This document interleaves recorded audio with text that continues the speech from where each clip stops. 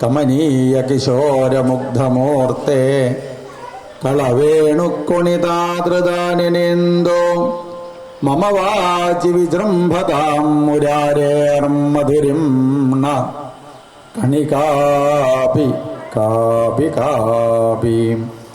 കൃഷ്ണായ വാസുദേവായ ദേവകീ നന്ദനായ ച നന്ദഗോപകുമാരായ ഗോവിന്ദായ നമോ നമഃ.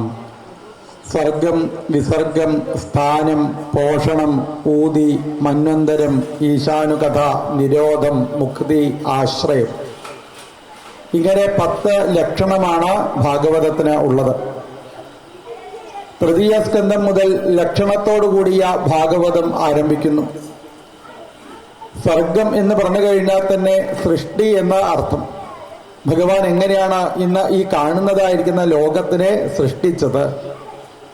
കസ്മയ്യേന വിഭാസിതോയമതുലോ ജ്ഞാനപ്രദീപപുരാ തദ്രൂപേണ ച നാരദായ മുനയേ കൃഷ്ണായ തദ്രൂപിണ യോഗീന്ദ്രായ തദാത്മനാദ ഭഗവദ്രാതായ കാരുണ്യത തച്ഛുദ്ധം വിമലം വിശോകമമൃതം സത്യം പരം ധീമഹി. സത്യസ്വരൂപനായിരിക്കുന്ന ഭഗവാൻ പരമമായിരിക്കുന്ന ജ്ഞാനത്തിനെ ബ്രഹ്മാവിന് ഉപദേശിച്ചതാ കൊടുത്തു. ബ്രഹ്മാവ് ഭഗവാന്റെ അടുത്തുനിന്ന് തനിക്ക് കിട്ടിയതായ ആ ജ്ഞാനത്തിനെ തൻ്റെ പുത്രനായിരിക്കുന്ന നാരദ മഹർഷിക്ക് ഉപദേശിച്ചു കൊടുത്തു.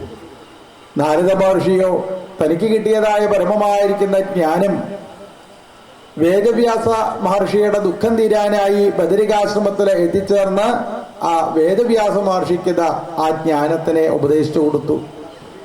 വേദവ്യാസ മഹർഷി തന്നിലേക്ക് ഒഴുകിയെത്തിയതായ പരമമായിരിക്കുന്ന ജ്ഞാനത്തിനെ തൻ്റെ പുത്രനായിരിക്കുന്ന ശ്രീശുഖബ്രഹ്മർഷിക്ക് പറഞ്ഞു കൊടുത്തു. ശ്രീശുഖബ്രഹ്മർഷി ഭാഗവതമാകുന്ന പരമമായിരിക്കുന്ന ജ്ഞാനം തൻ്റെ മുന്നിലങ്ങനെ ഇരിക്കുന്ന പരീക്ഷിത്ത് മഹാരാജാവിന് ഗംഗാനദിയുടെ തീരത്ത് വെച്ച് പറഞ്ഞു കൊടുത്തു. പരീക്ഷത്തിന്റെ കൂട്ടത്തിലിരുന്ന ഭാഗവത കഥകളൊക്കെ നന്നായിട്ട് കേൾക്കാൻ സാധിച്ച ആളാണ് സൂത പൗരാണികൻ. പരീക്ഷിത്ത് മഹാരാജാവ് 7 ദിവസം കഴിഞ്ഞ് തക്ഷകന്റെ ദംശനമേറ്റ് ഈ ലോകത്തുനിന്ന് യാത്രയാവുമ്പോൾ ഇനി ആരാണ് ഞങ്ങൾക്ക് ഭാഗവത കഥകൾ പറഞ്ഞു തരിക? ഇനി ആർക്കെങ്കിലും ഭാഗവതം കേൾക്കണമെന്ന് ആഗ്രഹമുണ്ടോ? എന്നാൽ ഈ പരീക്ഷത്തിന്റെ കൂട്ടത്തിലിരുന്ന് ഭാഗവതം കേട്ട ഈ സൂതൻ നൈമിഷാരണ്യത്തിൽ വെച്ചതാ ഭാഗവത കഥകൾ പറയും. അവിടേക്ക് പോയി കഴിഞ്ഞാൽ എല്ലാവർക്കും ഭാഗവതം വേണ്ട രീതിയിൽ കേൾക്കാനായിട്ട് സാധിക്കും എന്ന് പറഞ്ഞ കഥ പറയുന്നതായ ശ്രീശുഖബ്രഹ്മർഷി തൻ്റെ ശിഷ്യനായ സൂതനെ നന്നായിട്ട് അനുഗ്രഹിച്ചു. ആ സൂത പൗരാണികനാണ് നൈമിഷാരണ്യത്തിൽ സത്ര വേദിയിലിരുന്ന് ഇപ്പോ ഭാഗവത കഥകളൊക്കെ പറഞ്ഞുകൊണ്ടിരിക്കുന്നത്. സൂതന്റെ മുന്നിലിരുന്ന് അനേവധി മഹർഷീശ്വരന്മാര്, ശൗനകാദി മഹർഷീശ്വരന്മാര് ഭാഗവത കഥകളങ്ങനെ കേട്ടുകൊണ്ടിരിക്കുന്നു. അതേ ഭാഗവതം തന്നെയാണ് നമുക്ക് ഇവിടെ ഇരുന്ന് ഈ തൃപ്പൈക്കുളം മഹാദേവ ക്ഷേത്രത്തിലിരുന്ന് പറയാനായിട്ട് സാധിക്കുന്നത്. സാക്ഷാൽ ഭഗവാനിൽ നിന്നും ഒഴുകി വന്നതായ പരമമായിരിക്കുന്ന ജ്ഞാനം, അതാണ് ഭാഗവതം. ഭഗവത ഉക്തം ഭാഗവതം എന്ന് പറയും. ഭഗവാനാൽ പറയപ്പെട്ടതായ കാര്യത്തിനാണ് ഭാഗവതം എന്ന് പറയുക. ഈ ഭാഗവതം ഭഗവാന്റെ വാക്കുകളാണ്, നമ്മളുടെ വാക്കുകളല്ല. ഇത് സമാധി ഭാഷയാണ്. മാത്രമല്ല ഭഗവാനാൽ ഒഴുകി വന്നതായിരിക്കുന്ന വാക്കുകളാണ്. എന്താ കേൾക്കേണ്ടത്? ഭഗവാന്റെ വാക്കുകളെ കേൾക്കാനായിട്ട് സാധിക്കണം, ഭാഗവതം കേൾക്കാനായിട്ട് സാധിക്കണം. ആ ഭാഗവതത്തിൽ ലക്ഷണങ്ങളെ പറ്റിയിട്ട് വർണ്ണിച്ചു. അതിലാണ് സർഗലക്ഷണം. എങ്ങനെ ഭഗവാൻ ഈ ലോകത്തിനെ സൃഷ്ടിച്ചു എന്നുള്ളതിനെ വർണ്ണിക്കണം. തൃതീയ സ്കന്ധത്തിലെ 2 സംവാദങ്ങൾ. സംവാദം എന്ന് പറഞ്ഞാൽ തന്നെ സമ്യക് വാദം, സംവാദം. നല്ല കാര്യങ്ങളെ പറയുന്നതിനാണ് സംവാദം എന്ന് പറയാ. ഭഗവത് കാര്യങ്ങളെ പറയാം. 2 ഭഗവത് ഭക്തന്മാർ തമ്മിൽ കണ്ടുമുട്ടിക്കഴിഞ്ഞാൽ അവർക്ക് ഈശ്വര കാര്യേ പറയാനുണ്ടാവുള്ളൂ. നമ്മളെപ്പോലുള്ള 2 ആൾക്കാർ കണ്ടുമുട്ടിക്കഴിഞ്ഞാലോ ഭഗവത് കാര്യം അല്ലാതെ എന്തെങ്കിലും ഉണ്ടോ? അല്ലെ, ആരെങ്കിലും ഈശ്വരകാര്യം പറയാൻ പുറപ്പെടുണ്ടെന്ന് വെച്ചാൽ അതിനും കൂടി മാറ്റാൻ വേണ്ടിയിട്ട് അതാ ശ്രമിക്കും അല്ലെ. എന്തെങ്കിലും ഭഗവാന്റെ കഥകളൊക്കെ ഇങ്ങനെ ആരെങ്കിലും പറയുന്നുണ്ട് വെച്ചാൽ നിനക്ക് വേറെ എന്തൊക്കെ പറയാനുണ്ട്, നീ ഇതന്നെ ഇങ്ങനെ പറഞ്ഞ അല്ലെ. അപ്പൊ ഭഗവത് കാര്യങ്ങളെ മാത്രം ഒരാൾ സംസാരിക്കുന്നുണ്ട് വെച്ചാൽ അവരെയാണ് ഭഗവത് ഭക്തന്മാര് എന്ന് ഇതാ പറയാം. അങ്ങനെ സംവാദമാണ് ഉണ്ടാവേണ്ടത്, ഒരിക്കലും വിവാദം ഉണ്ടാവരുത് പറയും. എന്നാ ഇപ്പോഴത്തെ സ്ഥിതിയോ എങ്ങനെയാണോ വിവാദം ഉണ്ടാക്കുക, ആരെങ്കിലും ചിലപ്പോ നല്ലതെന്തെങ്കിലും പറഞ്ഞാൽ അതിൽ തന്നെ എന്തെങ്കിലും വിവാദം ഉണ്ടാക്കാൻ പറ്റൂ എന്ന് അന്വേഷിച്ച് നടക്കുന്ന ആൾക്കാരാണ് അല്ലെ. അപ്പോ സംവാദമാണ് ഉണ്ടാവേണ്ടത്. ഭഗവാനെ പറ്റിയിട്ടുള്ള കാര്യങ്ങൾ അങ്ങനെ സജ്ജനങ്ങള് ആ കാര്യങ്ങൾ മാത്രമാണ് സംസാരിച്ചു കൊണ്ടിരിക്കുക. ഇവിടെ ഭാഗവതത്തിലെ 2 സംവാദങ്ങള് തൃതീയ സ്കന്ധത്തിലും ചതുർത്ഥ സ്കന്ധത്തിലും, വിതുര ഉദ്ധവ സംവാദം, പിന്നീട് വിതുര മൈത്രേയ സംവാദം. വിതുരൻ യമധർമ്മരാജാവിന്റെ അംശാവതാരമായിട്ടാണ് വിതുരൻ ഇവിടെ അവതരിക്കുന്നത്.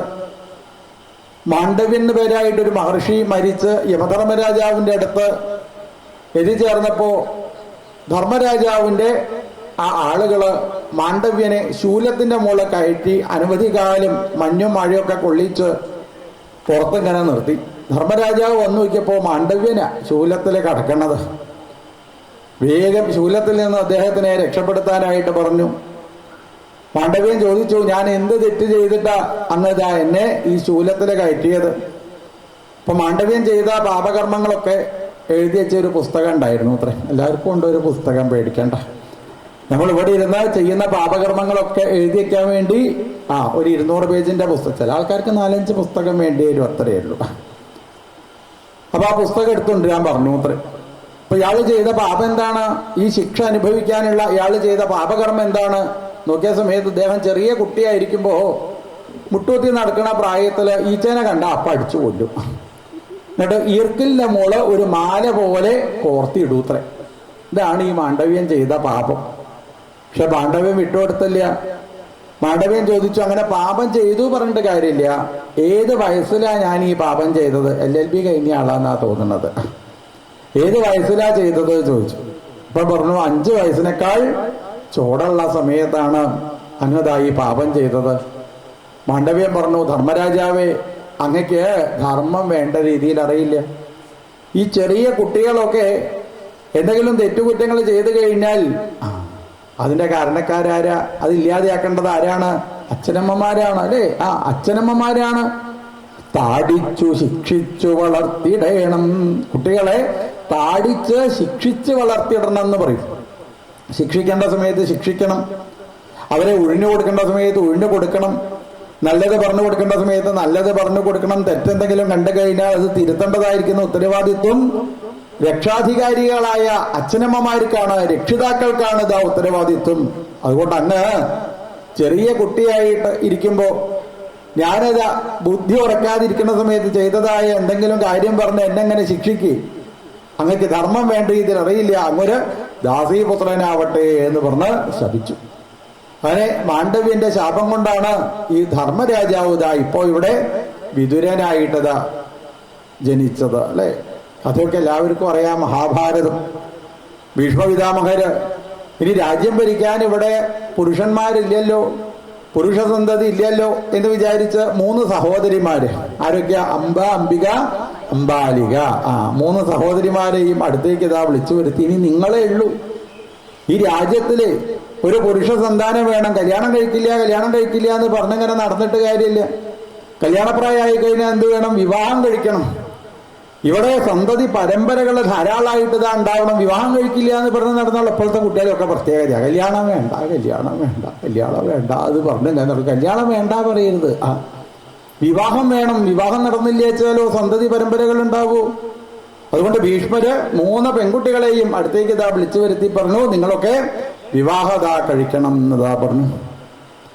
ഇനി നിങ്ങളെ വിവാഹം കഴിക്കണില്ല വെച്ചാൽ ഇവിടെ രാജ്യം ഭരിക്കാൻ ആളുണ്ടാവില്ല.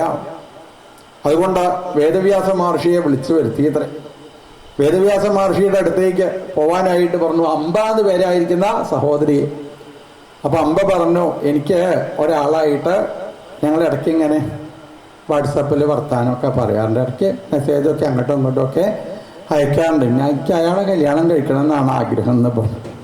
അതുകൊണ്ട് ഞാൻ ആ വേദവ്യാസന്റെ അടുത്തേക്ക് പോവില്ല പറഞ്ഞു. എന്നാ ശരി, നീ അങ്ങനെ ആയിക്കോ. രണ്ടാമത്തെ പെൺകുട്ടിയെ വിളിച്ചു.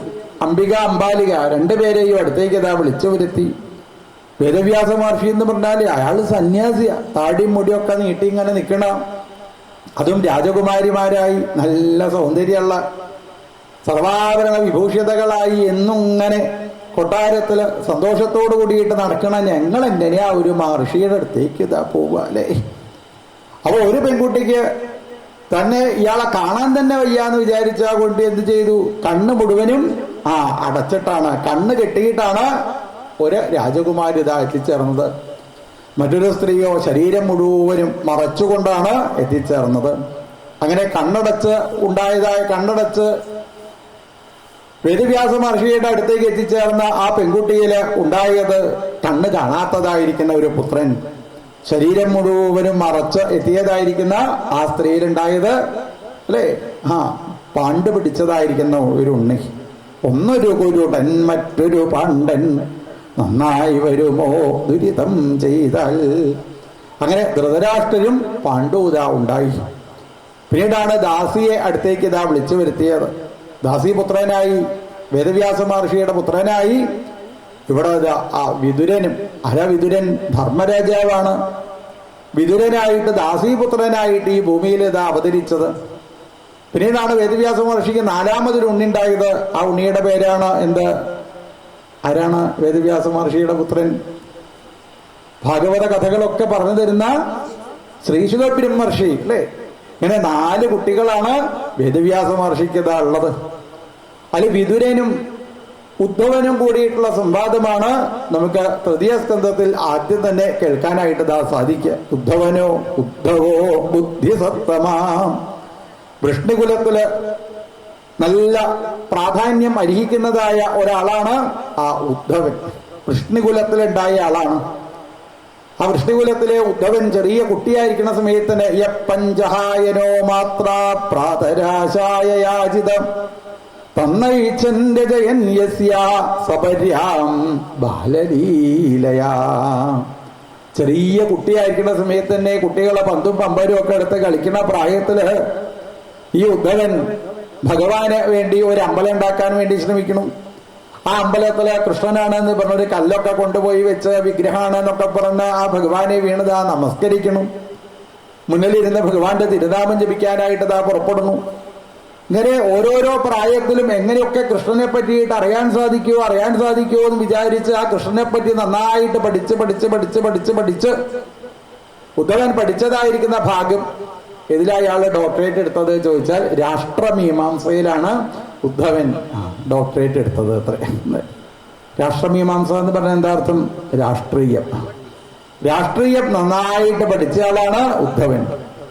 അപ്പോ ഭഗവാൻ തന്നെ ഇവിടെ രാജാവായിട്ട് തീർന്നപ്പോ ആരെ വേണം പ്രധാനമന്ത്രിയാക്കി മാറ്റുക എന്നുള്ളത് ഭഗവാന് യാതൊരു സംശയവും ഉണ്ടായില്ല. തന്നെ പറ്റിയിട്ട് നന്നായിട്ട് അറിയുന്ന നല്ല ധർമ്മബോധമുള്ളതായിരിക്കുന്ന ആ ഉദ്ധവനെ ഭഗവാൻ തന്നെ തന്റെ പ്രധാനമന്ത്രിയാക്കിയതാ മാറ്റി. അങ്ങനെ നല്ല ഈശ്വര ചിന്താഗതിയുള്ള നല്ല ഭഗവത് കാര്യങ്ങളെ അറിയുന്നതായ ആ ഉദ്ധവനും സജ്ജനമായിരിക്കുന്ന ഉദ്ധവനും വിതുരനും തമ്മിലുള്ളതായിരിക്കുന്ന സംവാദമാണ് ആദ്യം തന്നെ വർണ്ണിക്കുന്നത്. ഏവമേതൽ പുരാ പൃഷ്ടോ മൈത്രേയോ ഭഗവാൻ കില ക്ഷത്ര വനം പ്രവിഷ്ടേന ത്യക്ത്വാ സ്വഗൃഹം ഋദ്ധിമത്ത്.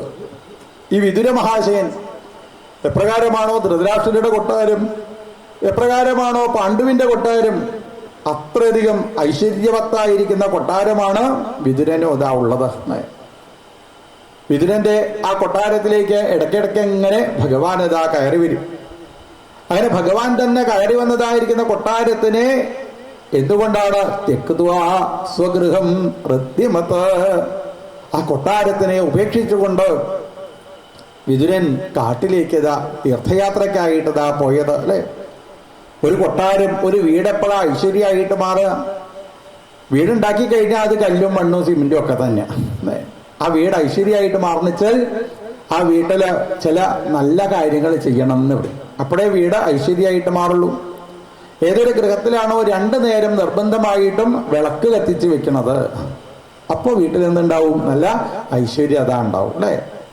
അപ്പൊ വിളക്ക് കത്തിച്ച് വെക്കുക എന്നുള്ളതിന് നമ്മുടെ സംസ്കാരത്തിൽ അത്രയധികം പ്രാധാന്യമുണ്ട്. നമ്മളെ വേദങ്ങളിൽ ഏറ്റവും പ്രധാനപ്പെട്ട ആദ്യത്തെ വേദമാണ് ഋഗ്വേദം. ഋഗ്വേദത്തിലെ ആദ്യത്തെ ശ്ലോകം തന്നെ അഗ്നിമീളേ പുരോഹിതം യജ്ഞസ്യ ദേവമൃത്യുജം. അഗ്നിമീളേ പുരോഹിതം, അഗ്നിയെ സ്തുതിച്ചുകൊണ്ടാണ് വേദം ആരംഭിക്കുന്നത്. അപ്പൊ അഗ്നിയെ നമ്മൾ എല്ലാ സമയത്തും പൂജ കഴിക്കണം. പണ്ടൊക്കെ എല്ലാ ഗൃഹങ്ങളിലും അഗ്നിയജനം ഉണ്ടായിരിക്കും, ഹോമം എല്ലാ ഗൃഹങ്ങളിലും ഉണ്ടായിരിക്കും. രാവിലെ നേരത്തെ എഴുന്നേറ്റ് കഴിഞ്ഞാൽ ആദ്യം തന്നെ അഗ്നിയെ വീണ് നമസ്കരിക്കുകയാണ് ഇതാ ചെയ്യുക. കാലക്രമത്തില് ജനങ്ങളുടെ ഭാവങ്ങൾക്കൊക്കെ വ്യത്യാസം വന്ന് ഇപ്പോ ആ ഹോമത്തിന് പകരമായി ആളുകളൊക്കെ എന്താ ചെയ്യണത്? വീട്ടില് വിളക്ക് ഇതാ കത്തിച്ച് വെക്കും. അതും എല്ലാവരും ചെയ്യണ്ടോ ചോദിച്ചാൽ ചില വീടുകളിലൊക്കെ കത്തിച്ച് വെക്കും, ചില ആൾക്കാർ ഇതുകൊണ്ട് ഇപ്പൊ എന്താ കാര്യം എന്നൊക്കെ വിചാരിച്ചല്ലേ. എന്നാൽ നമ്മുടെ സംസ്കാരത്തിൽ ആദ്യമായിട്ട് പറയുന്ന ഒരു കാര്യമാണ് വീട്ടുണ്ടായി കഴിഞ്ഞാൽ വീട്ടിൽ വിളക്ക് കത്തിച്ച് വെക്കുക. നമ്മളെ ഷോഡശ സംസ്കാരങ്ങളിൽ എല്ലാ സംസ്കാരത്തിലും നിർബന്ധമായിട്ടും ഉണ്ടാവേണ്ട ഒരു കാര്യമാണ് വിളക്ക് എന്നുള്ളത്. പ്രകാശത്തിനെ പ്രദാനം ചെയ്യുന്ന ആളുകളെയാണ് ഭാരതീയര് എന്ന് പറയാ. ഭാസ്വൽ രമിക്കുന്നതായ ആൾക്കാരെയാണ് ഭാരതീയര് എന്നതാ പറയാ അല്ലെ. ഭാസ്വൽ എന്ന് പറഞ്ഞാൽ എന്താ അർത്ഥം? ഭാ എന്ന് പറഞ്ഞാൽ പ്രകാശം എന്നർത്ഥം. അപ്പൊ പ്രകാശത്തിനെ പ്രദാനം ചെയ്യുന്നവരാണ്, അതാണ് ഭാരതീയ സംസ്കാരം. ജനങ്ങൾക്ക് അറിവിനെ പ്രദാനം ചെയ്യുന്ന എത്രയെത്ര ശാസ്ത്ര ഗ്രന്ഥങ്ങളാണ് മഹർഷീശ്വരന്മാര് നമുക്ക് വേണ്ടിയിട്ട് തന്നിട്ടുള്ളത്. വേദങ്ങള്, ഉപനിഷത്തുകള്, ശാസ്ത്രങ്ങള്, അനവധി പുരാണങ്ങള്, ഇതിഹാസങ്ങള്, വേദ അംഗങ്ങള് അല്ലെ. ഇതൊക്കെ മഹർഷീശ്വരന്മാര് തപസ് ചെയ്ത് നേടിയെടുത്തതാണ്. അങ്ങനെയുള്ള ആ ഭാരതീയ സംസ്കാരത്തില് വിളക്കിന്, അഗ്നിക്ക് അത്രയധികം പ്രാധാന്യം ഉണ്ടാവും. അപ്പൊ ഒരു ഗൃഹത്തിൽ 2 നേരം വിളക്ക് കത്തിച്ച് വെച്ച് കഴിഞ്ഞാൽ തന്നെ അവിടെ നല്ല ഐശ്വര്യം ഉണ്ടാവണം. ദിവർത്തിസ്തു മഹാധന. വിളക്കൊക്കെ കത്തിക്കുന്ന സമയത്ത് 2 തിരിയിട്ടിട്ട് ആ വിളക്ക് കത്തിച്ചത് വിചാരിക്കുക. എന്നിട്ടായിരിക്കും അവിടെ മഹാധന, ധാരാളം ധനം ഉണ്ടാവുന്നു. ഒരു വീടൊക്കെ ഉണ്ടായാൽ ആ വീട്ടിലേക്ക് ധാരാളം ധനം വരണം എന്ന് ആഗ്രഹിക്കുന്നവർ എന്ത് ചെയ്താൽ മതി? 2 തിരിയിട്ട് വിളക്ക് കത്തിച്ച് വെക്കാൻ വേണ്ടി ശ്രമിക്കുക. 5 തിരിയിട്ട് വിളക്ക് കത്തിച്ച് വെച്ച് കഴിഞ്ഞാൽ ആ വിളക്കിനാണ് എന്ത് പറയാം? ഭദ്രദീപം എന്ന് പറയും അല്ലെ. ഭദ്രദീപം 5 തിരിയിട്ട് കഴിഞ്ഞാൽ പഞ്ചവർത്തിസ്തു ഭദ്രത. 5 തിരിയിട്ട് വിളക്ക് കത്തിച്ച് വെച്ച് കഴിഞ്ഞാൽ അത് ഭദ്രദീപമായിട്ട് മാറി. അപ്പൊ നമ്മളുടെ ചില പ്രധാന ചടങ്ങുകൾക്കൊക്കെ എന്ത് വേണം? 5 തിരിയിട്ട് വിളക്ക് കത്തിച്ച് വെക്കണം, അത് നിർബന്ധമാണ്. വീട്ടിലും അതെ, രാവിലെ അത് 5 തിരിയിട്ട് വിളക്ക് കത്തിച്ച് വെക്കാം, വൈകുന്നേരം 5 തിരിയിട്ട് വിളക്ക് കത്തിച്ച് വെക്കാം. വെള്ളി വിളക്കൊക്കെ വാങ്ങി അതിൽ നെയ്യാക്കി നെയ്വിളക്ക് കത്തിച്ച് വെക്കുമ്പോൾ നല്ലതായിരിക്കുന്ന ഐശ്വര്യം. എത്രത്തോളം നെയ്വിളക്ക് കത്തിക്കാൻ പറ്റുന്നു, അപ്പോ അതിനനുസരിച്ച് ആ ഐശ്വര്യത്തിനെ ഭഗവാൻ നമുക്കതാ പ്രദാനം ചെയ്യുന്നു. കൊണ്ടാടിയാൽ കുടഞ്ഞാടും എന്ന് പറയുന്നു. എങ്ങനെയൊക്കെ നമ്മൾ ഭഗവാനെ അങ്ങോട്ട് ബഹുമാനിക്കണു, അതിനനുസരിച്ചാണ് ഭഗവാന്റെ അടുത്തുനിന്ന് നമുക്ക് ഇതാ ഇങ്ങോട്ട് അനുഗ്രഹത ഉണ്ടാവുന്നത്. എന്തിനാ ഭഗവാന്റെ കാര്യം? നമ്മൾ തന്നെ സ്ഥിതി ആലോചിച്ച് നോക്കൂലേ. നമ്മളെ ഇങ്ങോട്ട് എങ്ങനെയൊക്കെ ബഹുമാനിക്കണോ അതിനനുസരിച്ചാണ് നമുക്കും അതെ അങ്ങോട്ടതാ കാര്യങ്ങളൊക്കെ അറിയാനായിട്ട് സാധിക്കും.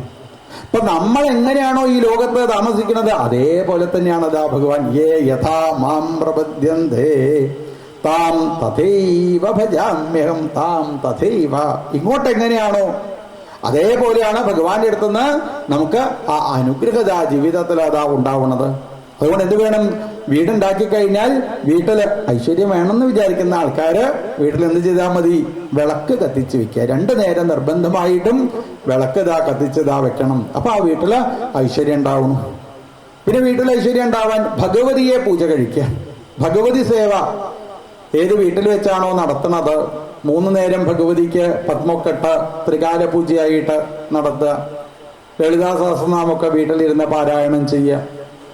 അല്ലെങ്കിൽ അന്ത്യനമസ്കാരമായി സന്ധ്യാസമയത്ത് ആ ദേവിയെ ഉപാസിക്കാനായിട്ട് ശ്രമിക്കുമ്പോൾ ഒക്കെ ആ ഗൃഹത്തിൽ ധാരാളം ഐശ്വര്യം ഉണ്ടാവുന്നു. ഗണപതി ഹോമം ഗൃഹത്തിൽ വെച്ച് നടത്തുന്ന സമയത്ത് അല്ലെ, ഏതൊരു കാര്യവും തുടങ്ങുമ്പോൾ നമ്മൾ ഏത് ദേവനെ ആദ്യം ഓർക്കുക? ഗണപതിയെ ഓർത്തുകൊണ്ടേ തുടങ്ങുള്ളൂ. ഒരു ശർക്കരയുടെ കഷ്ണം തന്നെങ്കിലും ഗണപതിക്ക് വെച്ചിട്ടേ എന്തെങ്കിലും കാര്യത തുടങ്ങുള്ളൂ. അപ്പൊ ഗണപതിക്ക് അത്രയധികം പ്രാധാന്യമുണ്ട്. മൂലാധാരത്തിന്റെ ദേവതയാണ് ഗണപതി പറയും അല്ലെ. മൂലാധാരം, സ്വാധിഷ്ഠാനം, അങ്ങനെ ഓരോരോ പടികളും കയറി വരുന്നതിൽ ആദ്യത്തെ പടിയാണ് എന്ത്? മൂലാധാരം എന്നുള്ളത്. ആസനം, പ്രാണായാമം, പ്രത്യാഹാരം, ധാരണ. അതിൽ മൂലാധാരത്തിന്റെ ദേവതയാണ് ഗണപതി. അപ്പൊ ഗണപതിയെ ഉപാസിച്ചുകൊണ്ടാണ് എല്ലാ കാര്യവും ആരംഭിക്കുക. അപ്പൊ ഗൃഹത്തില് ഗണപതി ഹോമം നടത്താനായിട്ട് പുറപ്പെട്ടു കഴിഞ്ഞാൽ ഹോമം അഗ്നിക്ക് കൊടുക്കേണ്ടതിനെ അഗ്നിക്ക് കൊടുക്കണം. അഗ്നിക്ക് കൊടുക്കേണ്ടതിനെ അഗ്നിക്ക് കൊടുത്തില്ല വെച്ചാലോ അഗ്നിക്ക് ദേഷ്യം വരും അല്ലെ. വായുവിന് കൊടുക്കേണ്ടത് വായുവിന് കൊടുത്തില്ല വെച്ചാൽ വായുവിന് ദേഷ്യം വരും. നമുക്ക് കിട്ടേണ്ടത് നമുക്ക് കിട്ടിയില്ല വിചാരിക്കുക. നമുക്ക് വേണ്ട കാര്യങ്ങൾ നമുക്ക് കിട്ടിയില്ല വെച്ചാലോ 8:30 8:45 9 10 മണി കാണുന്നില്ല ഒന്നും. കാണുന്നില്ല വെച്ചാൽ ഒന്ന് ഇറങ്ങി ചിന്തിച്ചിടുന്നു അല്ലേ. എന്താ ഭഗവാനെ ഇന്നിപ്പോ കാണുന്നില്ലല്ലോ അല്ലേ. അതേപോലെ തന്നെയാണ് പഞ്ചഭൂതങ്ങളും. പഞ്ചഭൂതങ്ങൾക്ക് കൊടുക്കേണ്ടതിനെ നിർബന്ധമായിട്ടും കൊടുക്കണം. അഗ്നിക്ക് കൊടുക്കേണ്ടതിനെ അഗ്നിക്ക് കൊടുത്താലേ അഗ്നി തിരിച്ച് നമുക്ക് തരുള്ളൂ അല്ലേ. വയസ്സായ മുത്തശ്ശൻ ഒരു പാത്രത്തിൽ കുറെ വിത്തെടുത്ത് ഇങ്ങനെ നിലമൊക്കെ വൃത്തിയാക്കി, നിലമൊക്കെ കളൊക്കെ ഒരുക്കിക്കൊണ്ട്, കൃഷിയിടൊക്കെ ഒരുക്കിക്കൊണ്ട് ആ വിത്ത് ഇങ്ങനെ നിലത്തേക്ക് വലിച്ചെറിയുന്നത് കാണുമ്പോ ഈ കുട്ടി അപ്പുറത്തിരുന്ന് ഇങ്ങനെ ചിരിക്കുക. കണ്ടില്ലേ, ഒരു വിവരവും ഇല്ലാതെ മുത്തശ്ശൻ ഭക്ഷണം കഴിക്കേണ്ട നെല്ലൊക്കെ ഭൂമിയിലേക്ക് വലിച്ചെറിയണു അല്ലെ. മുത്തശ്ശൻ ഇങ്ങനെ ഒരു അറിവുമില്ലാതെ ചെയ്യുന്നത് എന്തിനാ? അത് ഇതൊക്കെ ഭക്ഷണം കഴിക്കാനുള്ളതല്ലേ എന്ന് കുട്ടി വിചാരിച്ചിട്ട് കാര്യമുണ്ടോ? മുത്തശ്ശന് നല്ല അറിവുള്ളതുകൊണ്ടാണ് കൃഷിയിടത്തില് എന്ത് ചെയ്യണത്? വിത്ത് വാരി വിതറണത് അല്ലെ. ആ കൃഷിയിടത്തില് വിത്ത് വാരി വിതറി കഴിഞ്ഞാലേ 100 മേനിയായിക്കൊണ്ട് അത് തിരിച്ച് കിട്ടുള്ളൂ. ഇതേപോലെ കൊടുക്കേണ്ടതിനെ കൊടുക്കാനുള്ള ഒരു മനോഭാവം ഉണ്ടായിരിക്കണം. അഗ്നിക്ക് കൊടുക്കേണ്ടത് അഗ്നിക്ക് കൊടുക്കണം, വായുവിന് കൊടുക്കേണ്ടത് വായുവിന് കൊടുക്കണം, ഭൂമിക്ക് കൊടുക്കേണ്ടത് ഭൂമിക്ക് കൊടുക്കണം. ഇങ്ങനെ അഗ്നിയജനം ചെയ്ത ഭൂസുരനും അഗ്നിയജനം ചെയ്യണം.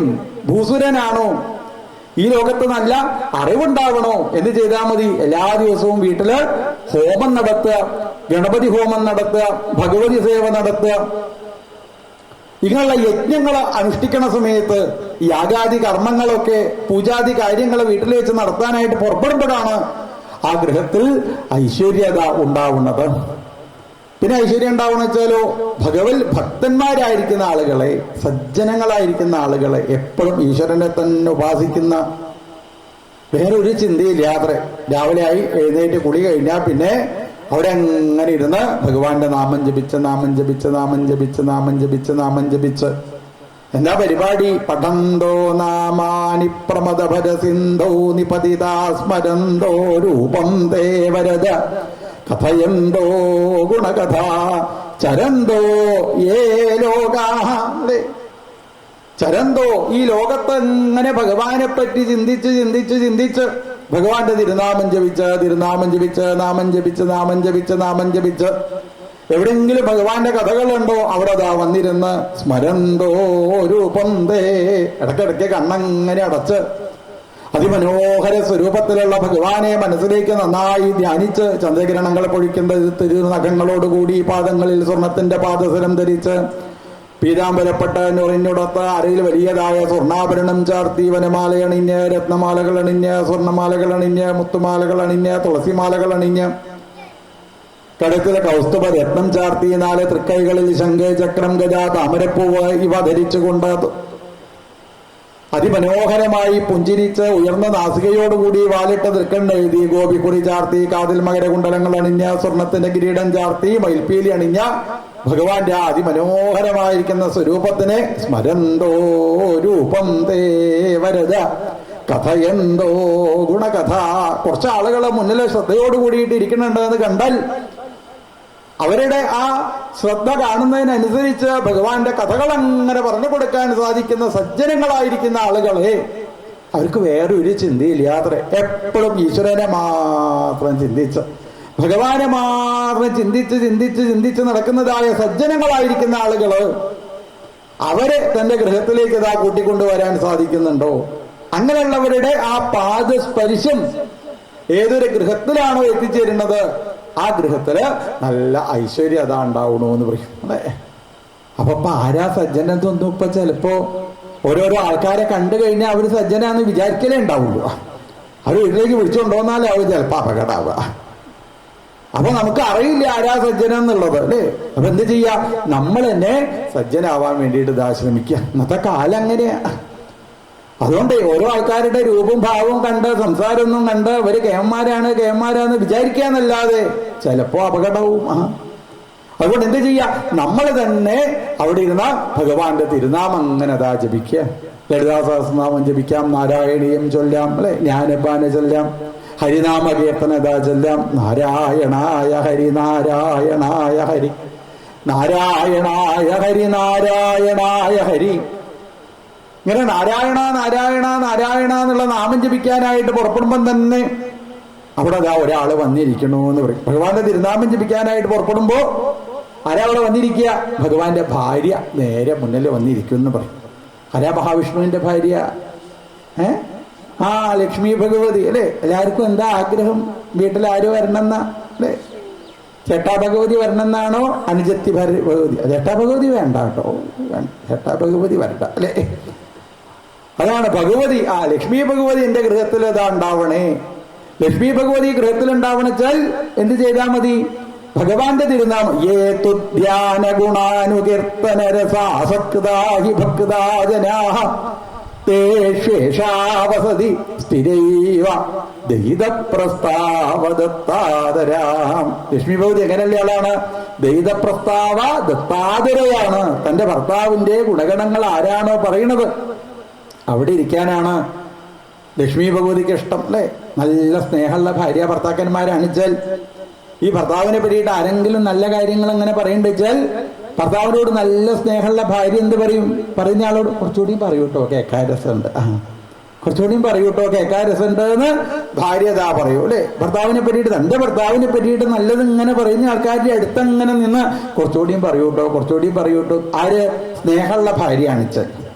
സ്നേഹമില്ലാത്ത ഭാര്യയോട് എന്താ പറയണത് വെച്ചാലോ, ഇപ്പൊ സ്നേഹമില്ലാത്ത ഭാര്യ നിങ്ങൾക്ക് അറിയാനിട്ട് ആ മനുഷ്യനെ ശരിക്ക് അങ്ങനത്തെ ഭാര്യമാരും ഉണ്ടാവൂലേ ഇവിടെ. ഇപ്പൊ ഇവിടെ ഉണ്ടോ ആർക്കറിയാം, ഇവിടെ ഇല്ലാലേ. എത്ര നല്ല ആൾക്കാര് അവിടെ ഉള്ളവരൊക്കെ.